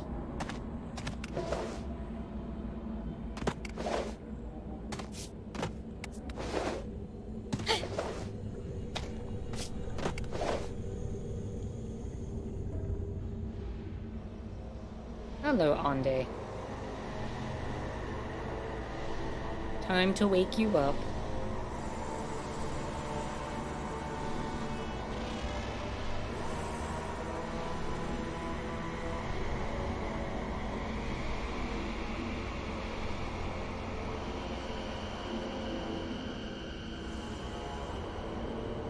Ande, the giant slumbering beneath Memorfesti, is the oldest of the four brothers. Older not by years, but by centuries. A fitting guardian for the islands of the dead. Duke says, I know some people complain, but I think the way that Paradox does it with Stellaris is okay. To be honest, with inflation 100 plus for a video game makes sense. And that is Stellaris with the DLC. I think that it depends on what type of content you're putting out. Like I said before, if it's content that adds to the game, revolutionizes it, changes it, makes it an entirely new entity, his throat, completely transforms no it, sound. adds additional chest, content and frozen in levels that place. is more like an expansion pack from back in the day, I am fine with companies charging extra for that, because you're adding new content. To me, it's when you see a game released and the game is incomplete, and they then charge you $30 to complete the game. It doesn't feel good.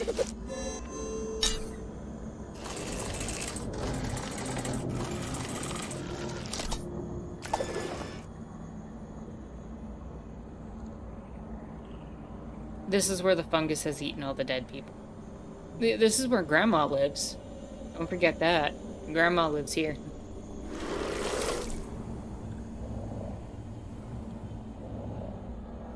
Make haste, Mole. Maybe you haven't killed him yet. Damn.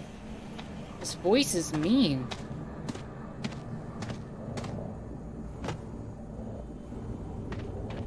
Duke says they completely rebuilt the game engine from scratch and rolled that out for free as a patch a couple of years ago. And yeah, the DLC tends to expand more than be necessary, but they add things you want.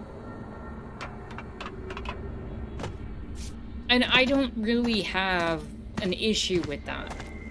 But something like Plants vs. Zombies, where they add new plants and they try to create a competitive scene and make you buy new content to get ahead, and I don't know.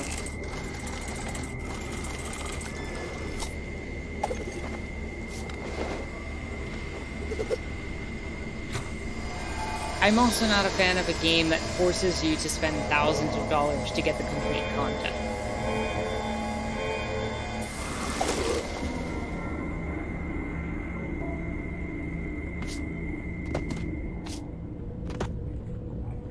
I could never be as rude to others as I am to myself, says Shark.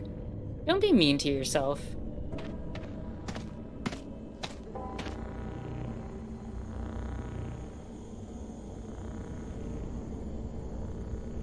There's no need for that. I'm pretty sure we're all meaner to ourselves here than we would be to anybody else. But, like, come on. Be nice to yourselves. You're all worth it.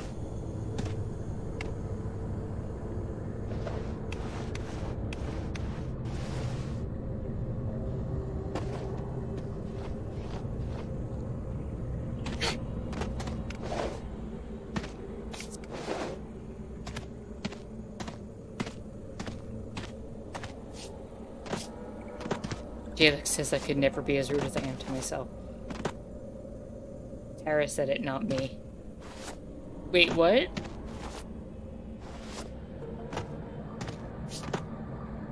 I said elf?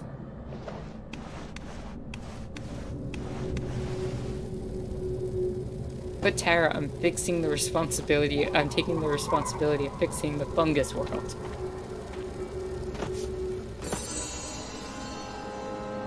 They say your youth was taken from you. But think of the years of good you could have done. If the Omni Switch had found you earlier. Okay, the voice said it had found, and the text at the bottom said bound. Was that on purpose? On the one hand, I don't like that for an ability like thing where, like, if somebody can only read the subtitles, like, then you might not be able to get the full extent of that. But on the other hand, like, that's a very different context. If the Omni Switch is bounding you versus finding you, like, I did, you elf rooter, you. I'm an elf. Did you see my ears? I'm not being rude to elves.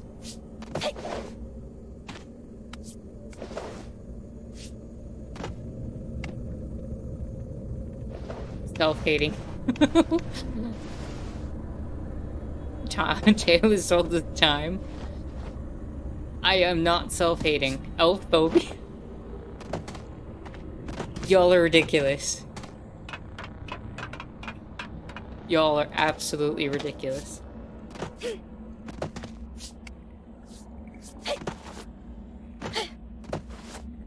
Tara has internalized elf phobia. No. You don't hate elf self, but you hate elf. Oh, man.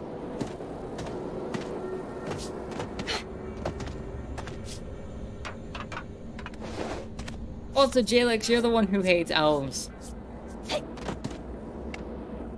You're the one who you wanted me to never wear the elf ears. Because you hate elves.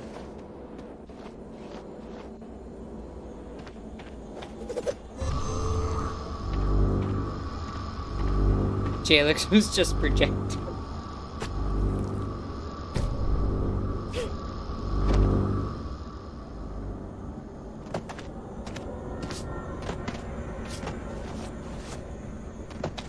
Oh no, I was found out. He misheard you intentionally because he just hates them. Oh man. Ooh, there's books in this room. How much you want to bet this is the room where we berate ourselves for not reading enough? Stories and romanticisms. Tales of great heroes. You wish you were a hero. But all you have is martyrdom. Okay, that went in a different direction than I expected. Sorry, I might have been projecting a little bit.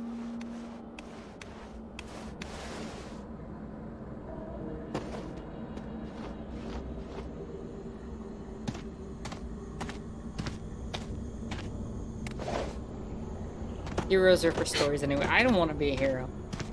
Being a hero is a lot of work.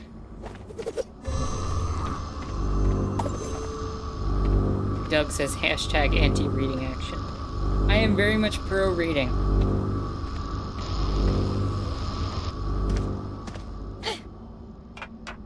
Shark says Tara hates oaths for reading so much more than her. The ears! How can I hate elves for reading more than me? Heroes suck anyway. But reading is for nerds. It's a good thing I'm a nerd then. If anyone says that I'm their hero, I'm gonna go feral. In the interest of wanting to see you go feral, you're my hero now, Doug.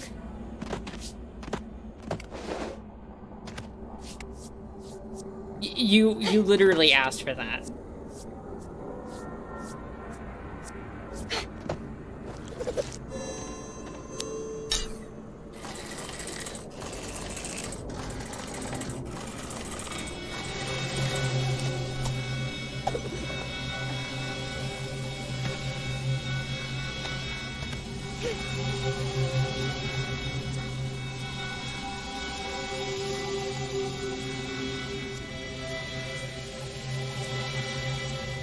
I don't know where I'm going.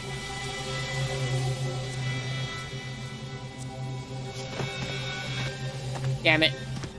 I messed up.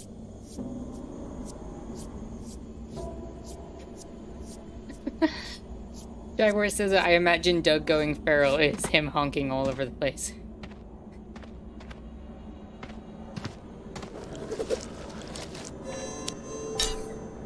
Moving into the woods works too.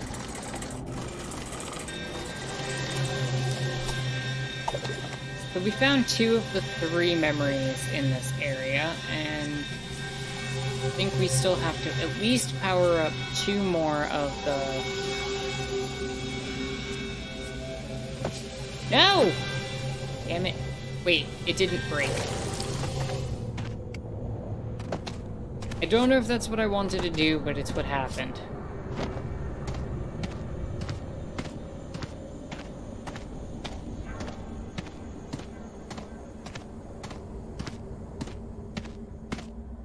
When packing my bags, should I take the entire knife bag or should I cut down?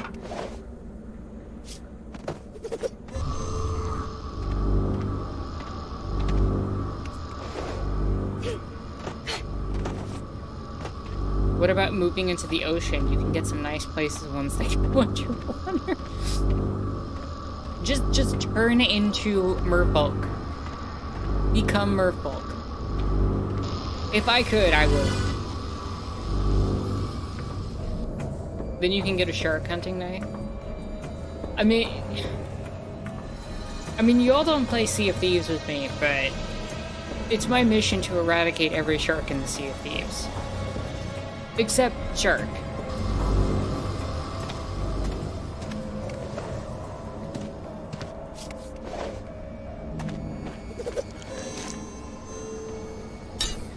Jack Modernity return to Mer.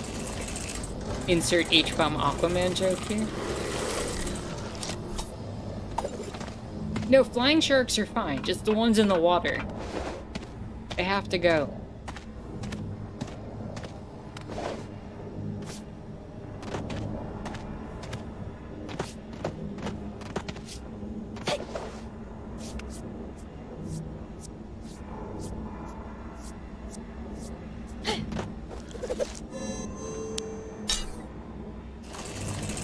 I don't even know if I'm going the right way. This whole area's been kind of...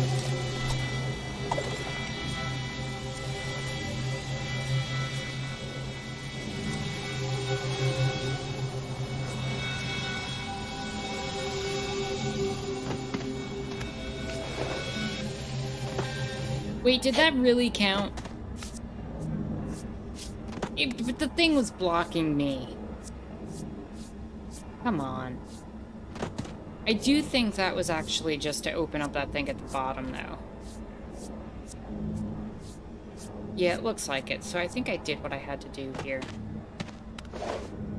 I think I could go back. Doug says I think if I could go back in time, I'm taking the evolutionary line, start out with walking on land, and just fucking throwing him back into the suit.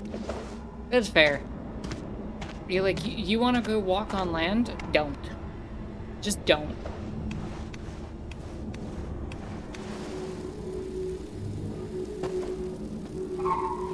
Oh, here's we're gonna berate ourselves with fashion stuff. What good is a dress to you? Mm-hmm. Who would even look at you? Amidst the dimmed lights of the machines, you would only dirty it. I mean, nothing wrong with that. Achievement unlocked, compartmentalized. Evolution by Doug's selection. Not gonna lie, that sounds mildly terrifying. I trust you with a lot of things, Doug, but choosing the evolutionary path for humanity may not be one of them. Doug says, knowing my luck, I'd probably just create the timeline where America takes over the world. Whole world, literally, and now everyone's just American.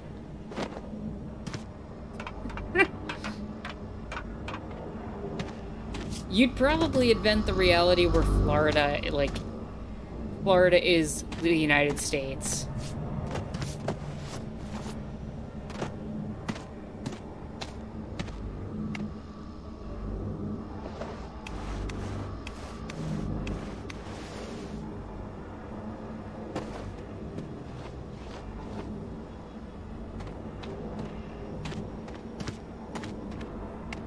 I don't know how to power this up. Doug said everyone's basically a Floridian. No, I mean, some people are Texan and some people are Californian.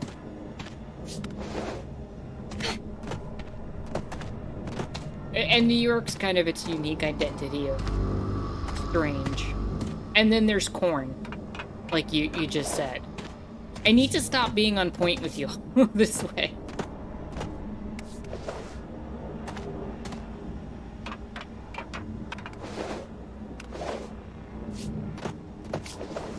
The true territories of the United States are Florida, California, Texas, New York, corn, and I don't know.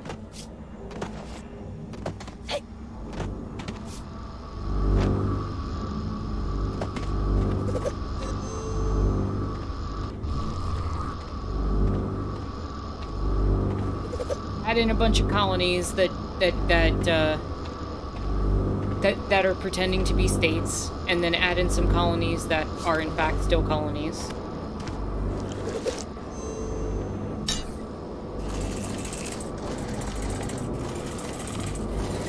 Everyone's now a New Yorker in a different timeline.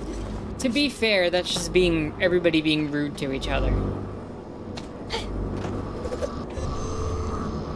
Duke said America should be more like Canada and have only one actual city and a bunch of small towns everywhere else.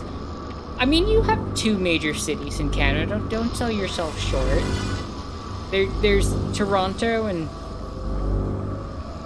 Vancouver.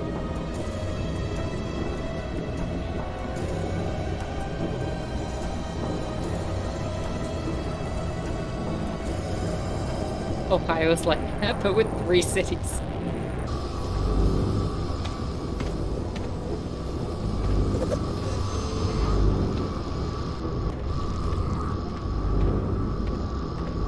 To be fair, that's not an well, I mean, to be fair, Doug, Ohio now has a,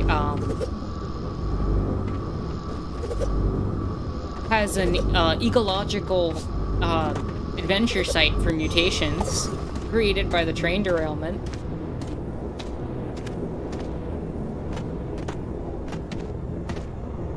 Also, I genuinely think I messed up pushing that out of place.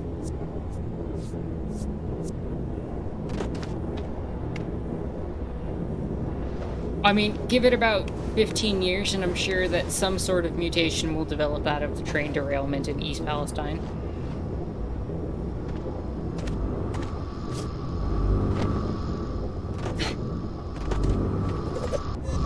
Perfectly normal stuff. Felix says also, weren't there like irradiated schools that the US refuses to clean up?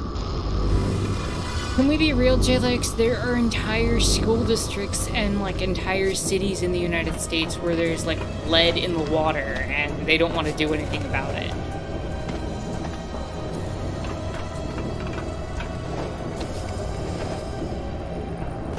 You have Jackson, Mississippi, where the water is like breaking every week because infrastructure problems and nobody wants to take responsibility for it, and the state is actively condemning the city for it.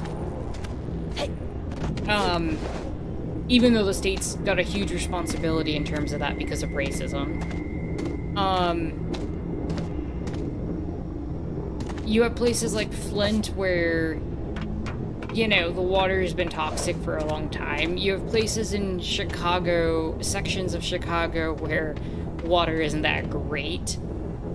The US has a massive infrastructure problem when it comes to water. Never mind the fact that the entire West Coast may run out of water soon enough because everybody's trying to dip into the Colorado River. But we're sitting here having arguments about whether trans people should have the right to exist when it really does not have a huge impact on people who are not trans. And we're worried, people who are cis are worried about that rather than whether or not they're gonna have water in 20 years. Because America. Because we need to have white supremacy, you know, the white supremacists are coming out in droves now and trying to recruit people, because that's more important than whether or not we have roads and bridges in 20 years, because everything's collapsing.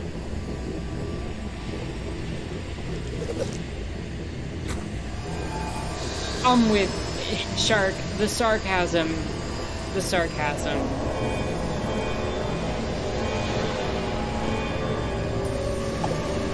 Trans people existing not on your watch. It's dripping with sarcasm. No, like, trans people should, 1, have every right to exist. 2, puberty blockers need to continue being a thing, and we need to allow... Nothing but a spasm. Pathetic. Try harder. Again. We need to allow people in the medical fields to do what they need to do. We need to allow trans people to keep advocating for themselves, to get better representation and rights within the medical system. Like, this doesn't affect the average person, who is cis at all. And yet they'll all have opinions, and their cis opinions will come in and try to influence that and be like, this shouldn't happen and that shouldn't happen. Just stop. Just stop. Just stop. Let trans people exist. It's not gonna ruin the infrastructure. Like, we should be focusing on, you know, not like trying to eradicate a group of people. Maybe that would be a good if we didn't do that. But unfortunately, the reality in the United States is that there's a lot of people who would rather people focus on hating a group of people rather than fixing bridges, rather than fixing water systems. And I know I'm oversimplifying it and everything, but come on. Also, yeah, I don't think this giant's gonna make it.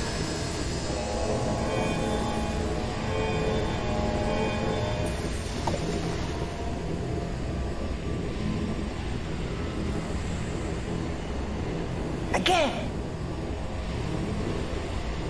Don't think the defibrillator's working. Shark says if I can plug another channel, the line does a show called Transatlantic Call-In Show where you can talk to trans people about trans issues. Do not know the channel, cannot speak to it directly. I trust you, Shark, that you're plugging an awesome channel. So, by all means, I've mentioned it. Yeah. And again, it doesn't make sense that we're antagonistic collectively towards anybody at this point. Like, it doesn't make sense. It's just another fear-mongering tactic and another scapegoat that's being used in order to not focus on what the real issues of unity and harmony are. And it's hurting a lot of people. It's making life actively worse for people. That old hag and her stupid dolls. She knew you needed to get here as fast as possible. How could you let her distract you like that? Anda almost died because of your sentimentality. And Afla is as good as dead.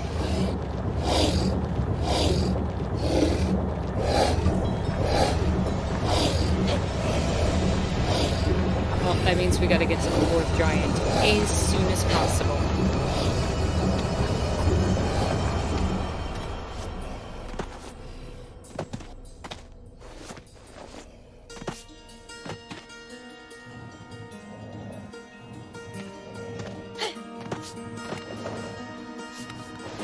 Duke says, so I was thinking about how there's not a lot of good news to discuss from the American perspective, and I was wondering if that's maybe a good sign, if America must fall for things to get better. If we had the infrastructure in place to catch the fall, I'd agree with you. But otherwise, I agree with what Doug just said, that there's a good chance fascism's going to be on the rise, and that's going to mean a lot of hurt for a lot of people.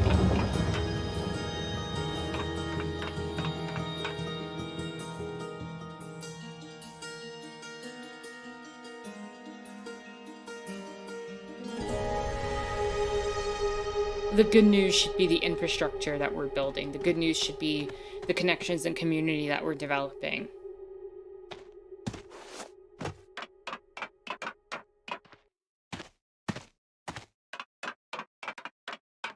Duke says, I do believe your grandmother, Miri. What help have they been? Whining to your face, talking behind your back.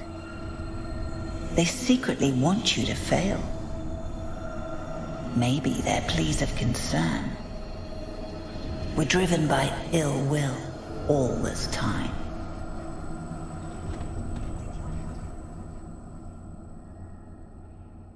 Duke says, which I do believe it makes sense that inside of a dying animal would look like a horror show until the beast has fallen. I don't think things can improve.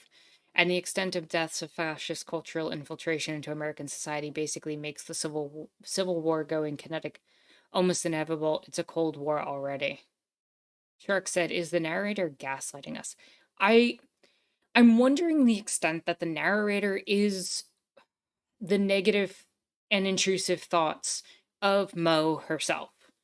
In a lot of ways, we got a warning at the beginning of the game that there would be some trigger warnings. While I don't remember specifically what those were, I have to keep in mind that some of these intrusive and invasive thoughts might be manifesting in a way that is the protagonist having negative perspectives of themselves and the people around them and being self-critical, which can often happen in situations where depression or other forms of mental illness manifest.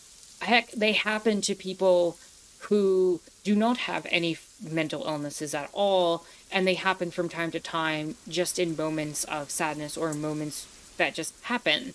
So, and it's how we process and deal with those that I think is a real challenge that we often can experience on a day-to-day basis.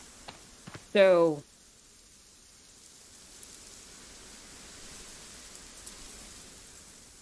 I feel like the narrator is, in some ways, a manifestation of those type of thoughts. And we're having to kind of act beyond them. But maybe I'm wrong. Doug says, plus we specifically need the culture and corporations to die for things to get better, and those are not going to fall in this climate. Doug says, we don't know who the narrator is, but it might be. Also could just be Mo already. And Duke says, and where America goes fascist in the event of a civil war is dependent on what anti-fascists do now and are willing to do. Well, that's what I was getting at with the building of alternative infrastructures. You always were. And maybe it's better that way. No. No.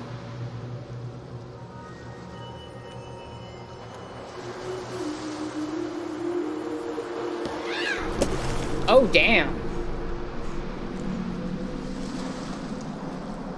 You just done thrown Miri's rock and the song connection, like, into the water? That's not good. Don't do that.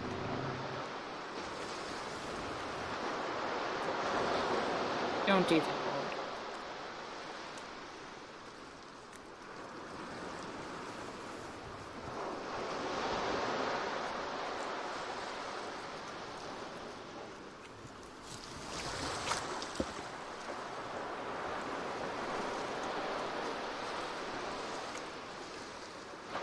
Time to leave this place behind, don't you think? Even the messages in the menu are getting more hostile. It used to be like, are you sure you want to leave the island? Okay, yeah. Now it's like, let's get the hell out of this place. Very flippant, very angry.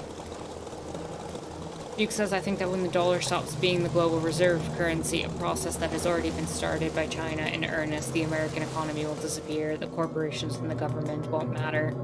Also, it's sort of immoral for America to continue, and there are signs of significant decline.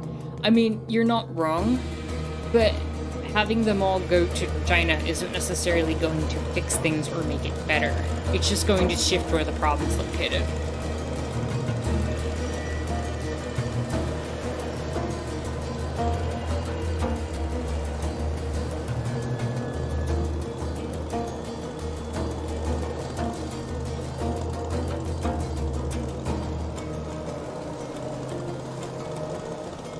I think we're heading into the final chapter of the game now.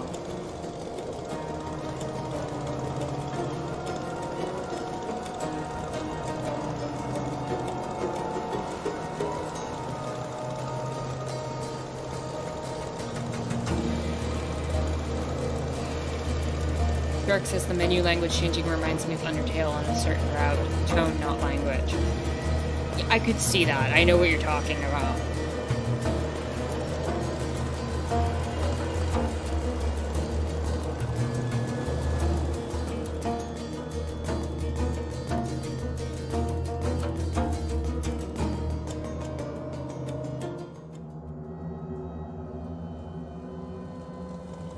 That doesn't look good. The rusty Correct, the thing does not have a scrape mask either. against her boat. Years of flotsam and jetsam, seeking vengeance to the I boats have no idea that who our dare friend tread is. around Adi. When We the are blight endangering first the came, Thingus. people began to panic, unsure of the future. They planned to flee instead of fighting the poison. But the mist is as deadly on the open sea as it is on land, deceiving countless sailors into steering their vessels back to these shores. The island of Argy. All we know is it eats crabs and that crabs are bloody. Not the Thingus McBob. Ah, these bloody seagulls with their bloody mouths, too. Wait, isn't this... This looks a lot like the area we started in. Mole would rather not talk to Fenya, the last of the shipmakers, and one of Mole's most bitter rivals. Mo But has if she is to rivals? sail to Fion, she will need Fenya's notes, her ever-growing brief. A paper savior of boats, or risk being devoured by the iron shards between here and Fion. Duke says it is weird that I love the aesthetic of things being built out of scavenged stuff. I don't think so. I think it's a sign of ingenuity that one could theoretically build something out of scrap.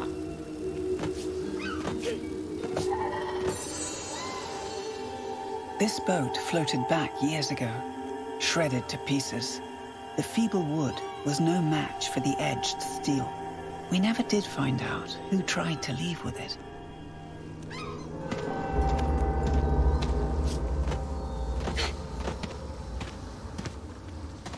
Is that a piece of a yellow submarine? Good callback and reference. Okay, there's 2 to find on this island. This boat was never finished, underfunded, when people still cared about wealth. What are you all talking about food being fake?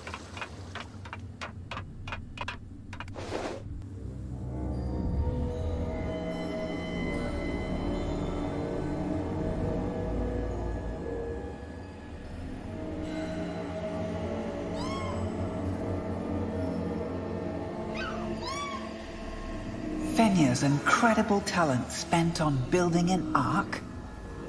She is preparing for your failure. The jealous roach is counting on it. Imagine your family lost in the mist on this useless piece of junk.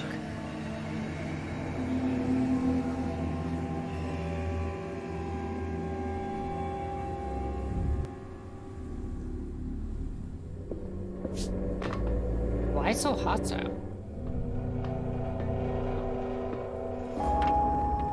Why do you not like this rival of yours?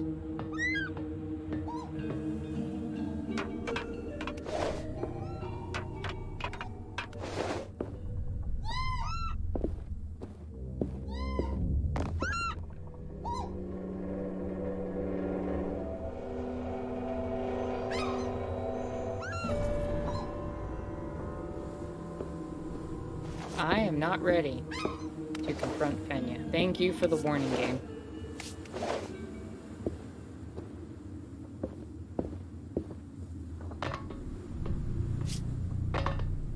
I have at least one more memory to find. I do appreciate that this game gives you warnings before you hit points of no return.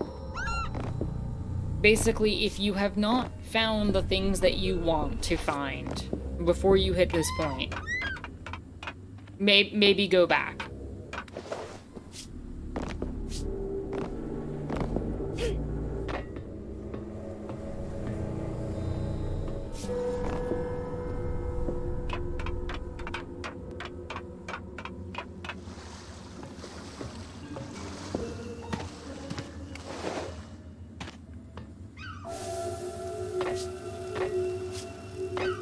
Come here, Spiky. This submarine never left the docks. The owner's son and wife had succumbed to the blight before they could even pack their bags, and the owner found no strength to move on in her heart.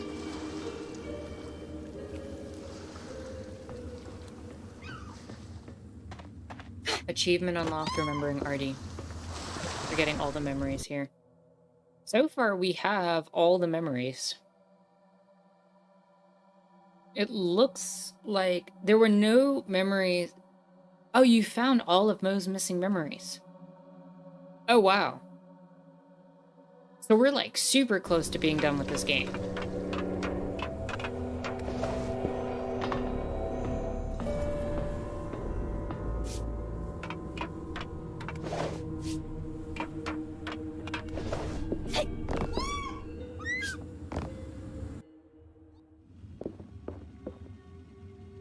Search everything for Fenya's map on the Iron Reef. The kitchen stock for a long trip. These are Miri's things. This is how she planned to leave. Granny's meant to sleep here.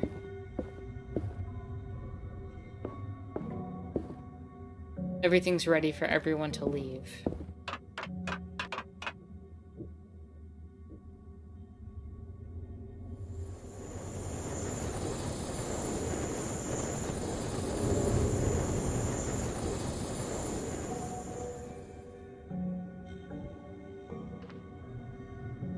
Doug says music is getting spookier by the second.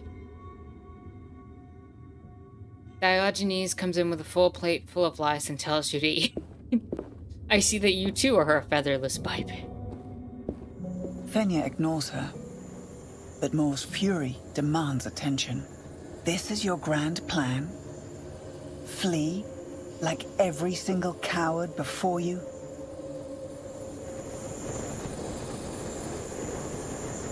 No, she really doesn't consider that this place is unsavable. She has to save it. Fenya Everything has needs heard to be it all fixed. before. The accusations of envy and sabotage. How the Ark's mere existence is an insult to Moore.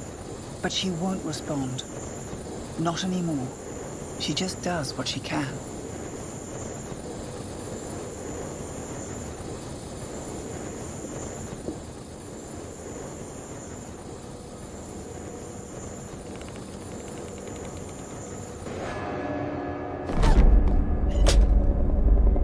No touchy. Moore can't have the map for herself. How would Fenya guide the Ark to safe waters without it? Fenya gathers all the composure she can muster for a response. Your arrogance is clouding your judgment, bearer of the Omni Switch. Scorn and worry are woven into every word of Fenya's accusations. Saving this world is too big a task. Even for you, this Ark is your family's only chance. Go home. Be with them. Prepare to leave.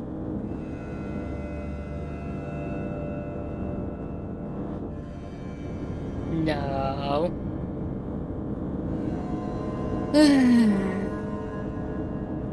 Game. Game. I don't want to do it. I really don't want to do it.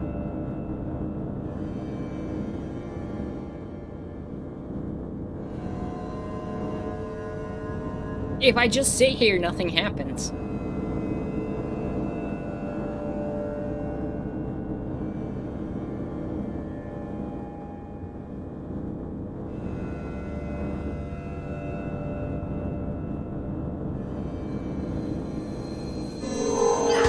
Damn!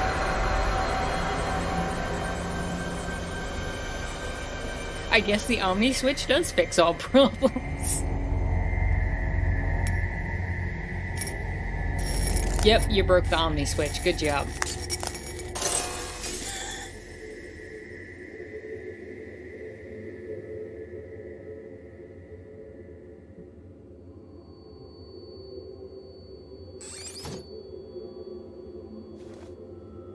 We're definitely playing as the villain here.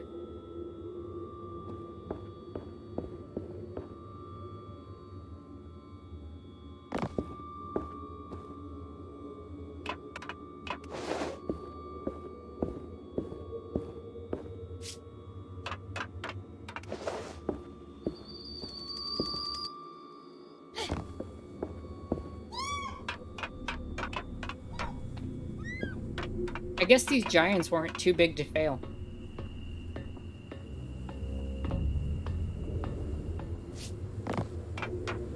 Too soon.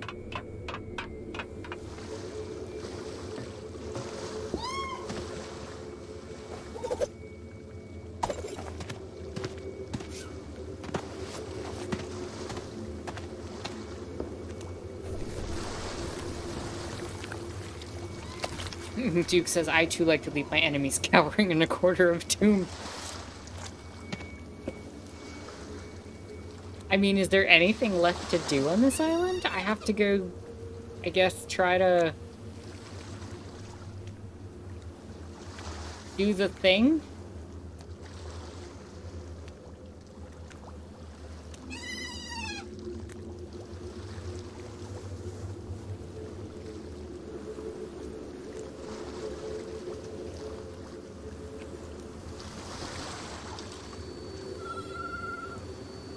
Like, I feel like this is gonna go horribly wrong. You have what you came for. Do you want to leave now? No?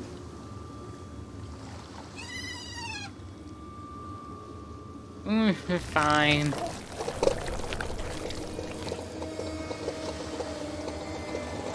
Thingus McBobus silently judges us. I got a feeling the ship's gonna get spun right back around, because what are you gonna do? You have a broken Omni switch, you can't revive the last giant, there's no saving this place.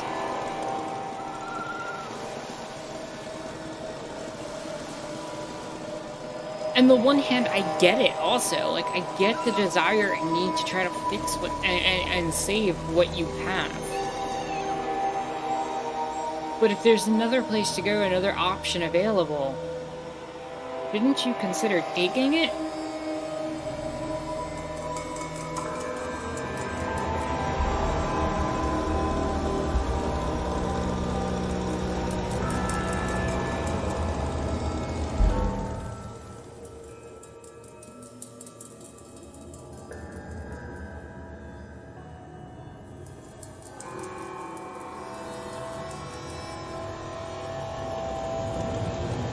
Is this game a metaphor for a toxic relationship? I'm not sure. There's definitely environmental implications about the environment being dangerous. There's definitely a level of the, like, pandemic and all of that with the fungus infection. There's definitely something going on with these giants representing something. Check the map again. Fion is supposed to be here. But it's just scraps and junk.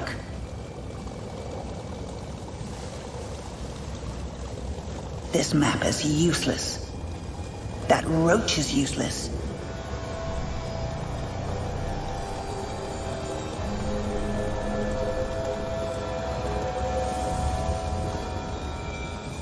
There's also the internal struggle of feeling like you have to solve everything yourself in the burden, because there's a lot of internal stuff going on here. There's definitely something tied to, like, over pushing yourself too much. I feel like there's a lot going into this.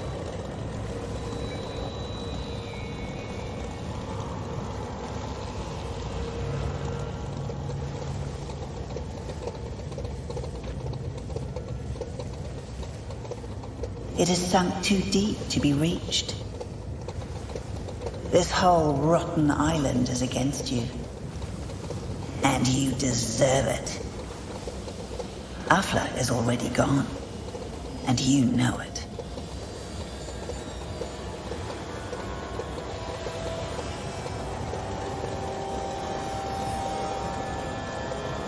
It just gave me an impossible task. Find a working air purifier, you know you have to. The game is starting to kind of spread that, like, very toxic mindset as a message, that very desperate almost mentality as well. It's very interesting that the medium of gaming can do something like this, and I really enjoy that, where it can make the exact, like, objectives that you are given something impossible to make you feel connected to that impossibility, rather than just telling. Like, as the player right now, I am feeling like I have turned on the protagonist. I don't feel connected to this protagonist right now. I'm being asked to continue this journey You really against my think wishes. you will find something here? Do you even know where you are? And that's something you can only really invoke in something like a video game.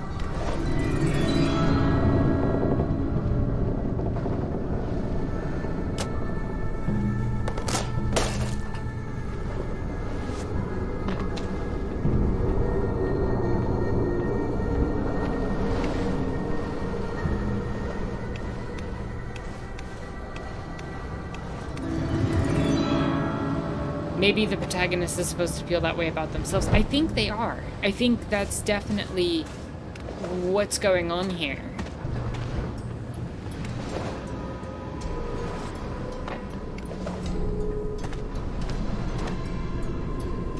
You're wasting time. People are dying.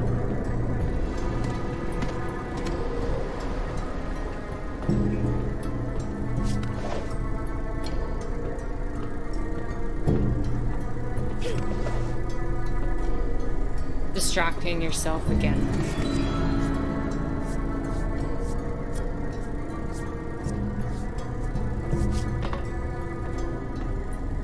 You've already failed them. You're too late.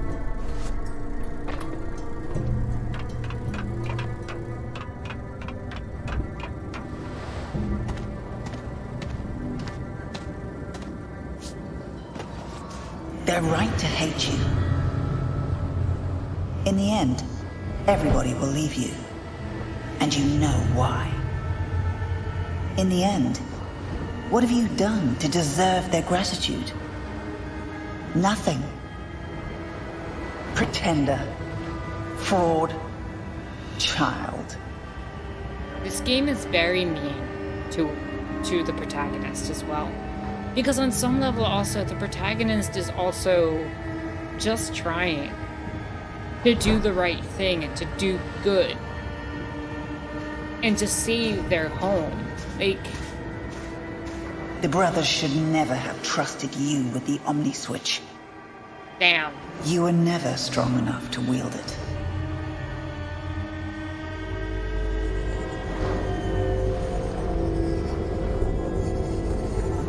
That's harsh.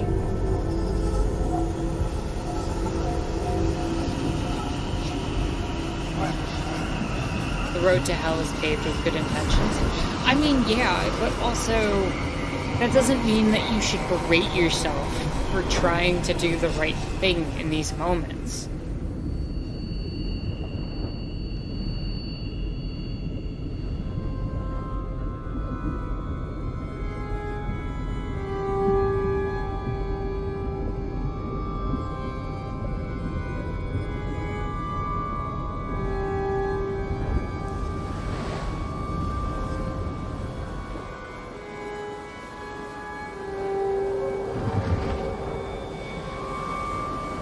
Interesting that we're following Mo's shadow rather than Mo at this point.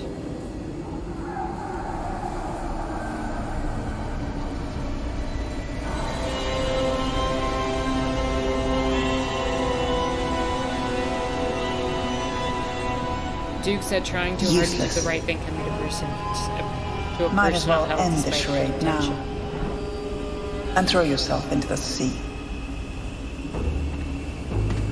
That just got real heavy. But that's a...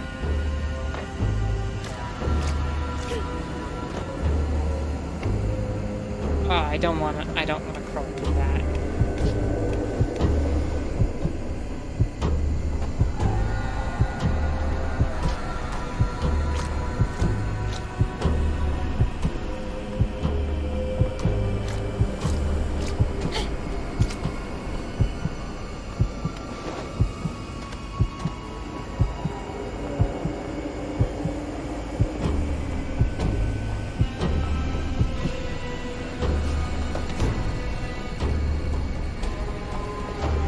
It's a place made out of dead whales and other sea creatures, yeah.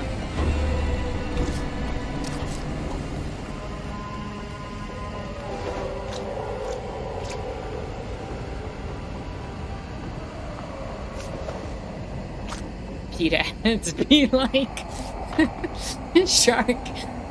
I don't know if I feel comfortable laughing. Oh, there's all this death.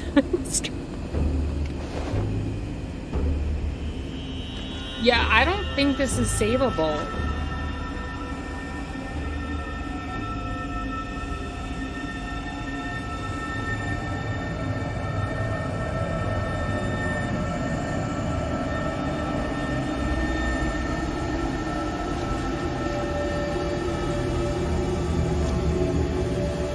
To me, it's a metaphor for a dying system or way of life, also.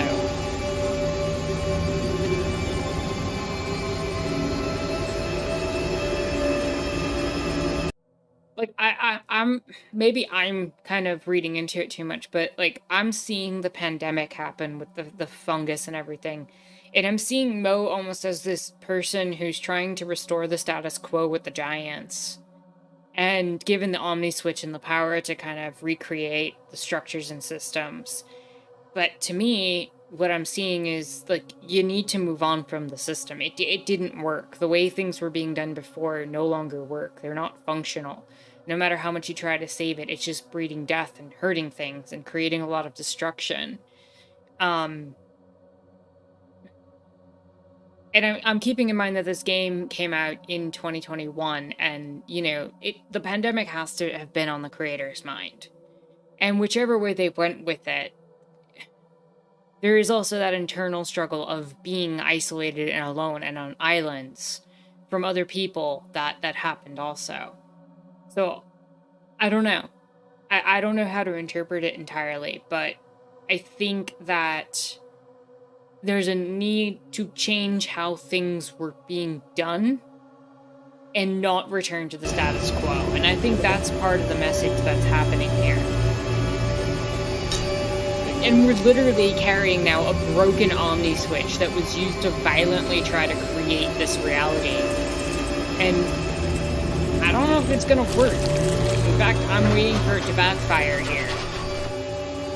Jalix says, I still think this place is still a hallucination.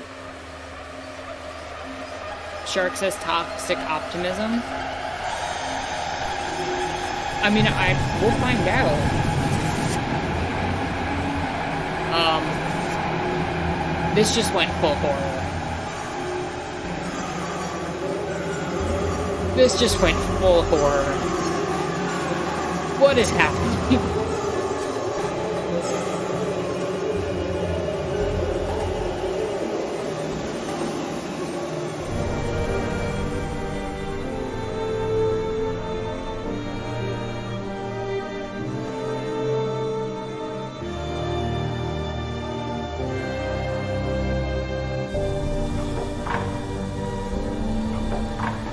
Well, there's our fourth giant. Very much the dead.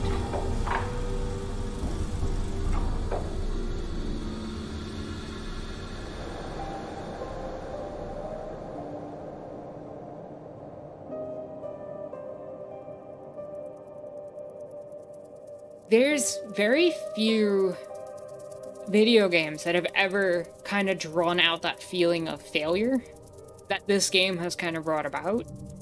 And I actually mean that as a compliment. Being able to convey that level of emotion to the player through the storytelling and through the gameplay is a very difficult thing. And it's done a very good job of that. One of the best examples I've seen in gaming of that, actually, is actually in the original Mega Man X. When you get to the end of the first level in Mega Man X, you are greeted with Vile, the boss of the first stage. And Moore drifts ashore onto a patch of land so small it was named by a child.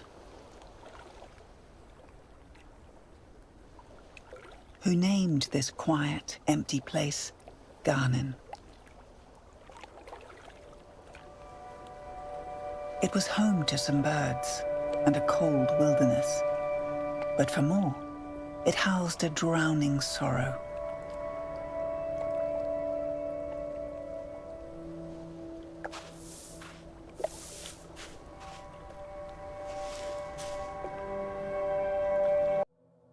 Shark says spoilers, just kidding. Yeah, if you're worried about spoilers for a game that's that old, from like the 90s, and in the first level, you know. Okay, but so in this first level, you get to the end of it after it's a great tutorial level, and you come up against Vile, and you're not given a health meter. It's the first boss in the game. You don't know if this game is going to have health bars or anything like that for bosses. So you start fighting it, and you fight to your fullest extent with everything you've been given, and you lose. You will lose that fight. And you feel that feeling of desperation as you're sitting there, like, you've been kicking butt against these regular enemies the entire way through, and you just got your ass kicked, basically, by this boss. And you're fighting as hard as you can because you think you can win, but you can't. And it's scripted that you can't. And I think that it's a really good tool when video games are able to use the medium of a video game and what the suspected outcome is supposed to be, of you always winning, of you being the hero, of you succeeding, and they flip the script on you. And so having you experience loss and failure is something that a video game can convey in the way that a lot of other mediums can't. Because this entire game, we've been trying to succeed on a mission only to watch our entire journey collapse in front of us. And sure, when that happens to a character in a book or in a movie, we empathize with them. But I don't have to empathize with Mo. I just experienced what Mo experienced. I experienced that failure firsthand. I experienced the desperation that Mo was experiencing. And as Duke pointed out, I guess winning doesn't always lead to progress.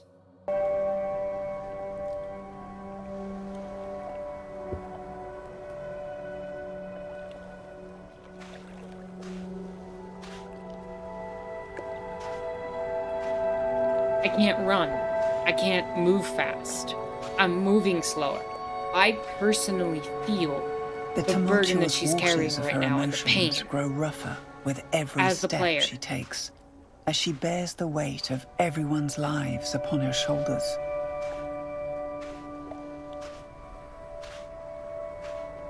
It flows underneath her skin, growing as she sees everything that she knows, loves, has fought so hard for, crumble in front of her eyes, all because of something she did.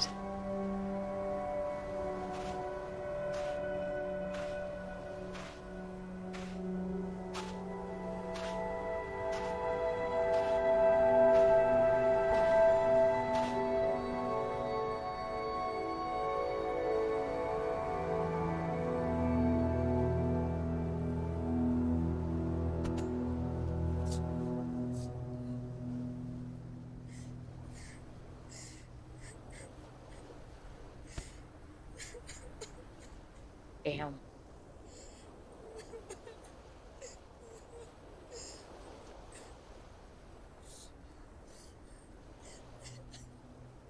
There is nothing we can do but to see ourselves for what we are. Nothing left but to finally let go of our broken dreams and our lost hopes.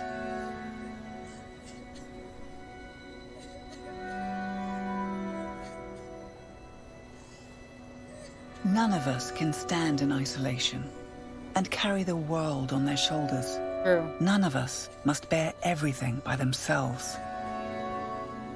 True.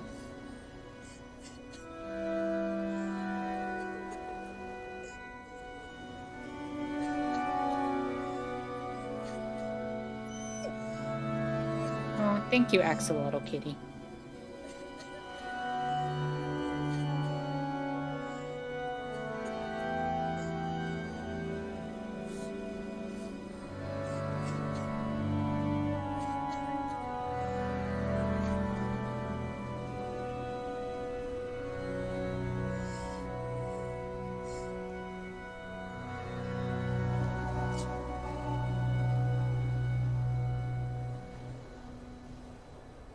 No one is an island.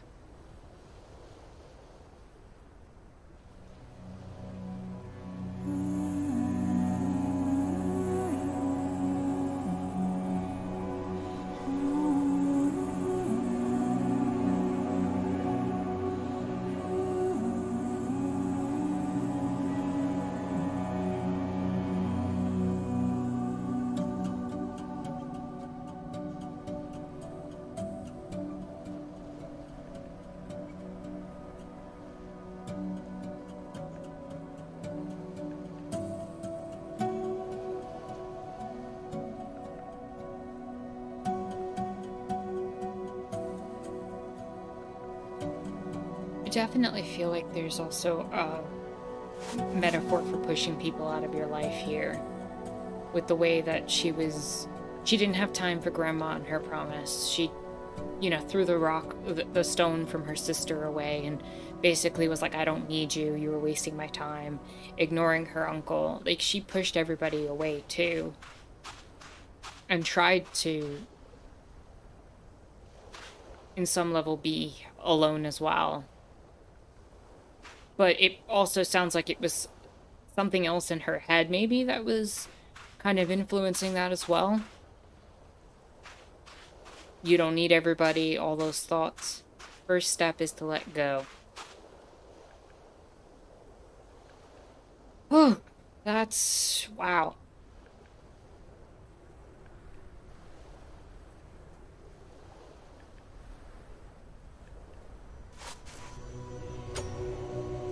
Let go of the control.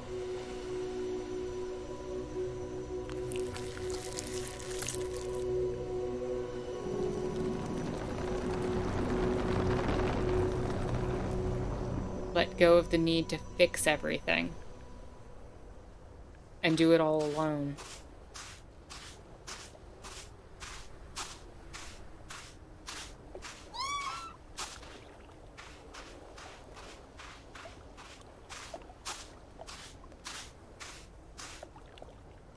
Are you ready to make things right? More leaves the cold island for the birds.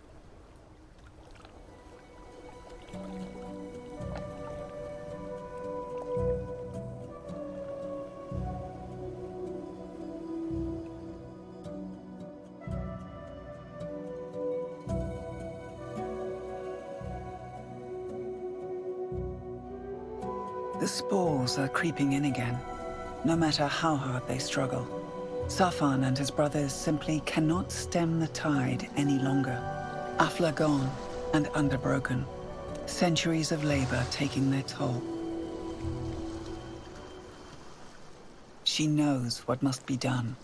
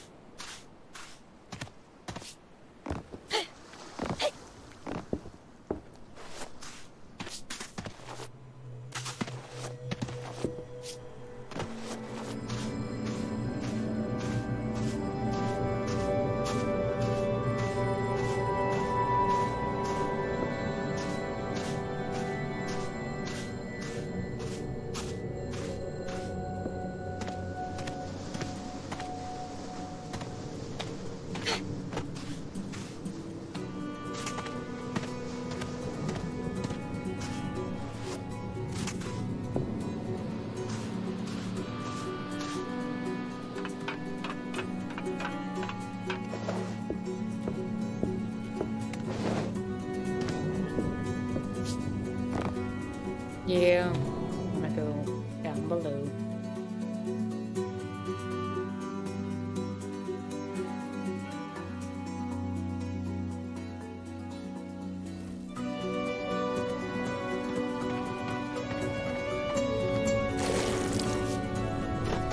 Time to shut everything down, isn't it?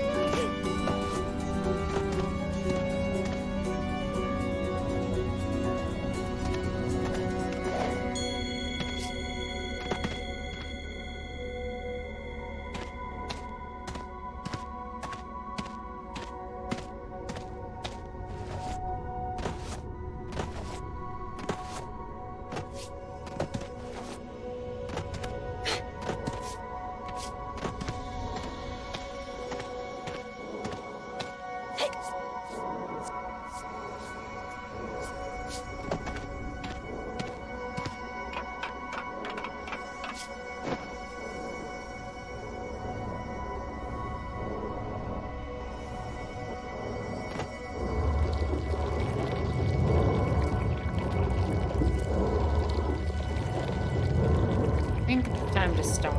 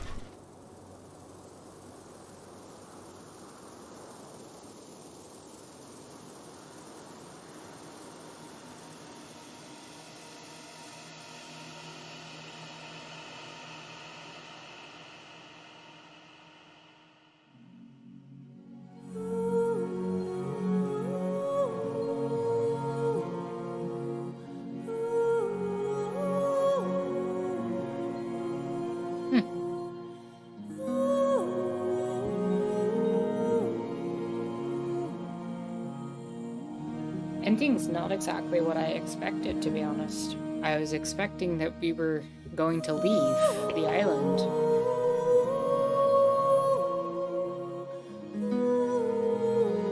That was very emotional.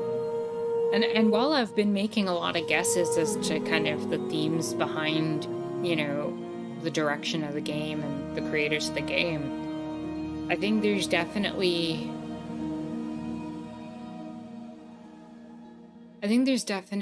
a lot about accepting loss here and processing grief. There's definitely a good amount of taking in the fact that we're not responsible for everything and that we can't save everything and shouldn't be alone. And being in isolation is not necessarily healthy. I think there's definitely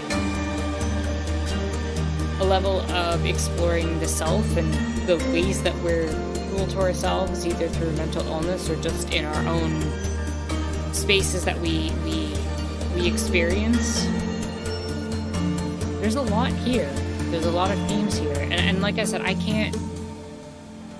Though there were 5 chapters, so maybe she did go through the 5 stages of grief.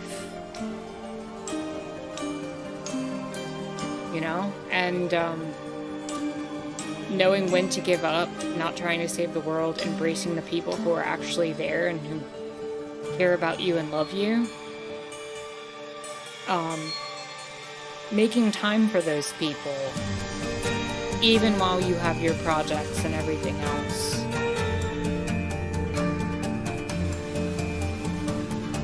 I can't not see this for myself, I guess. Maybe it's a limitation for myself, but I can't not see this as somehow tied to a lot of the emotions from the pandemic.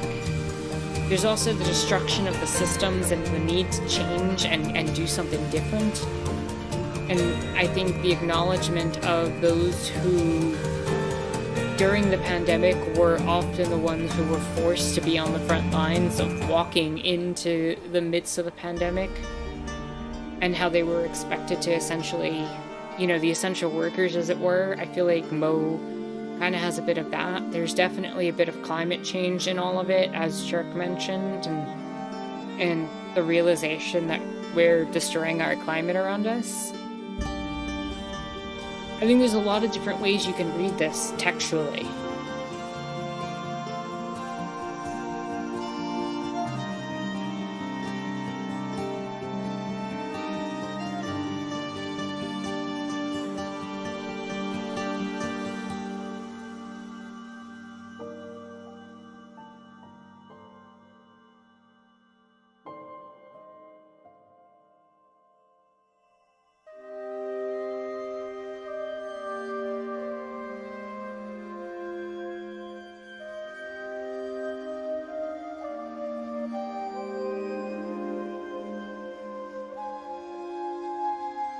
Doug says, and also there's not magic pieces of technology that'll whisk away all your problems. Jake says, oh neat, this game was made in Germany. Yeah, it was made in Germany. I think that's why we started the game in German, actually. Which I'm surprised that it didn't have a detect language feature. Oh, achievement unlocked, a new journey. Achievement unlocked, sentimental fool. I think those were the last 2 achievements.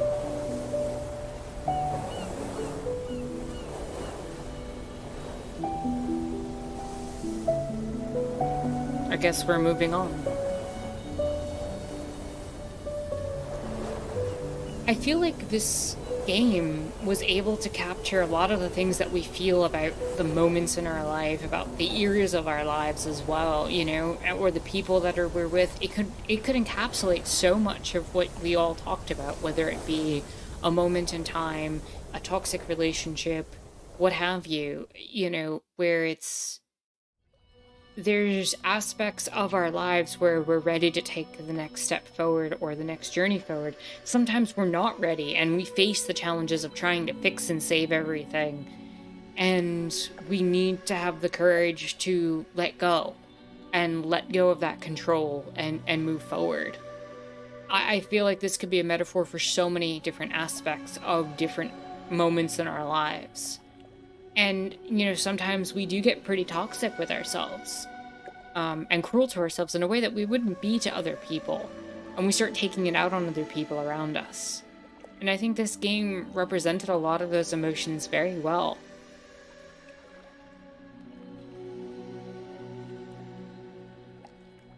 But, yeah. We got all the memories, we went on the full journey. And I think it was a well done journey.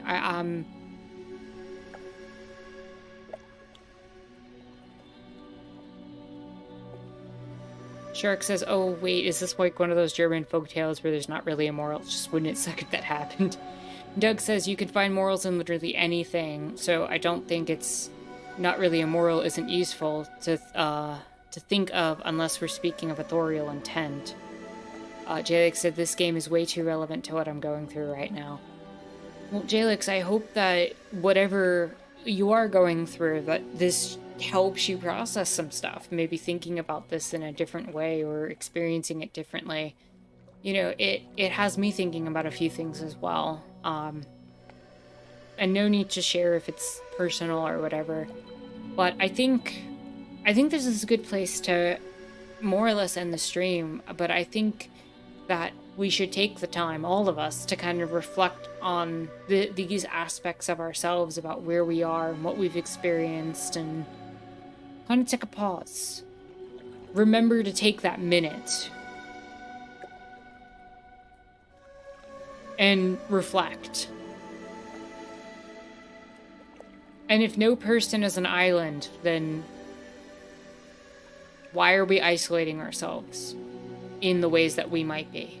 Why are we not moving on into the next phase of things?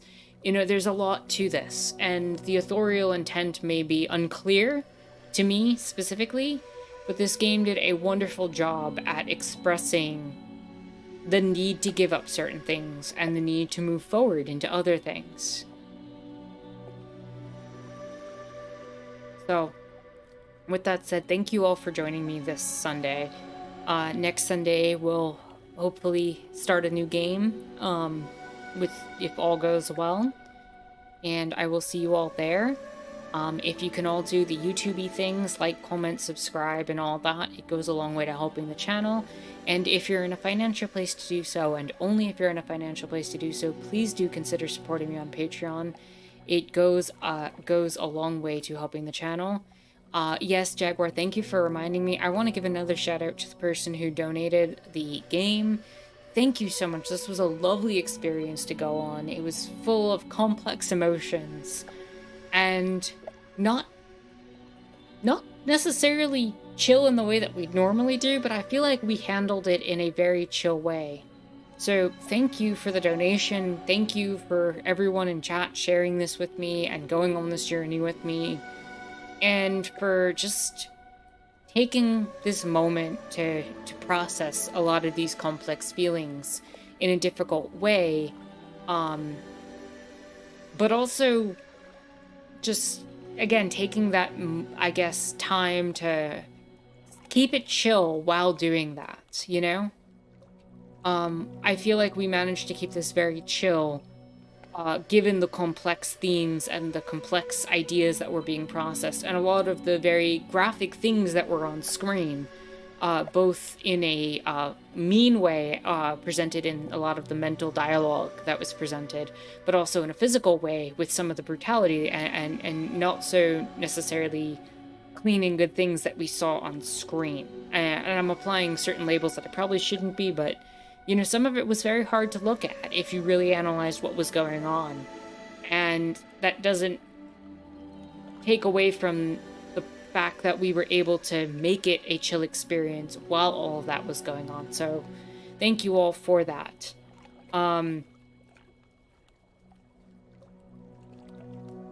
Shark, I will read your comment. I appreciate that. Definitely, Shark says, definitely go donate to the Patreon if you're able to. We were talking on the Discord about how in-depth case studies and stuff were hard to do without time and money for it. So if you can, donate anyway.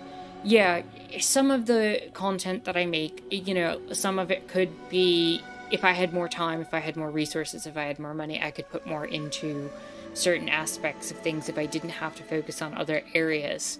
But that's only if you're financially able to do so. I don't want to put anybody out or put them on the spot for that. But I do appreciate you putting the effort out there, Shark, to convince people to donate.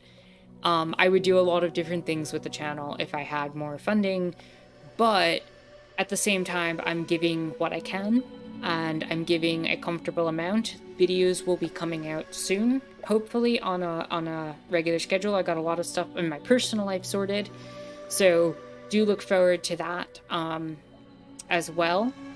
And yeah, I mean, a lot goes into making the videos and stuff, so I hope you all appreciate it and you're able to get something out of it as well. So I'm going to give you all your 5 minutes to take some time with this very chill music to end the stream if you all want to talk to each other still. But I am going to go, and I will see you all next Sunday for the stream. Sea of Thieves stream will be on Thursday this week, and hopefully some videos will be out this week as well. So look forward to seeing you all in the Discord and seeing you all in the comments. Have a good day and enjoy the rest of your chill Sunday. With that said, my name is Energus Terra. Thank you so much for watching.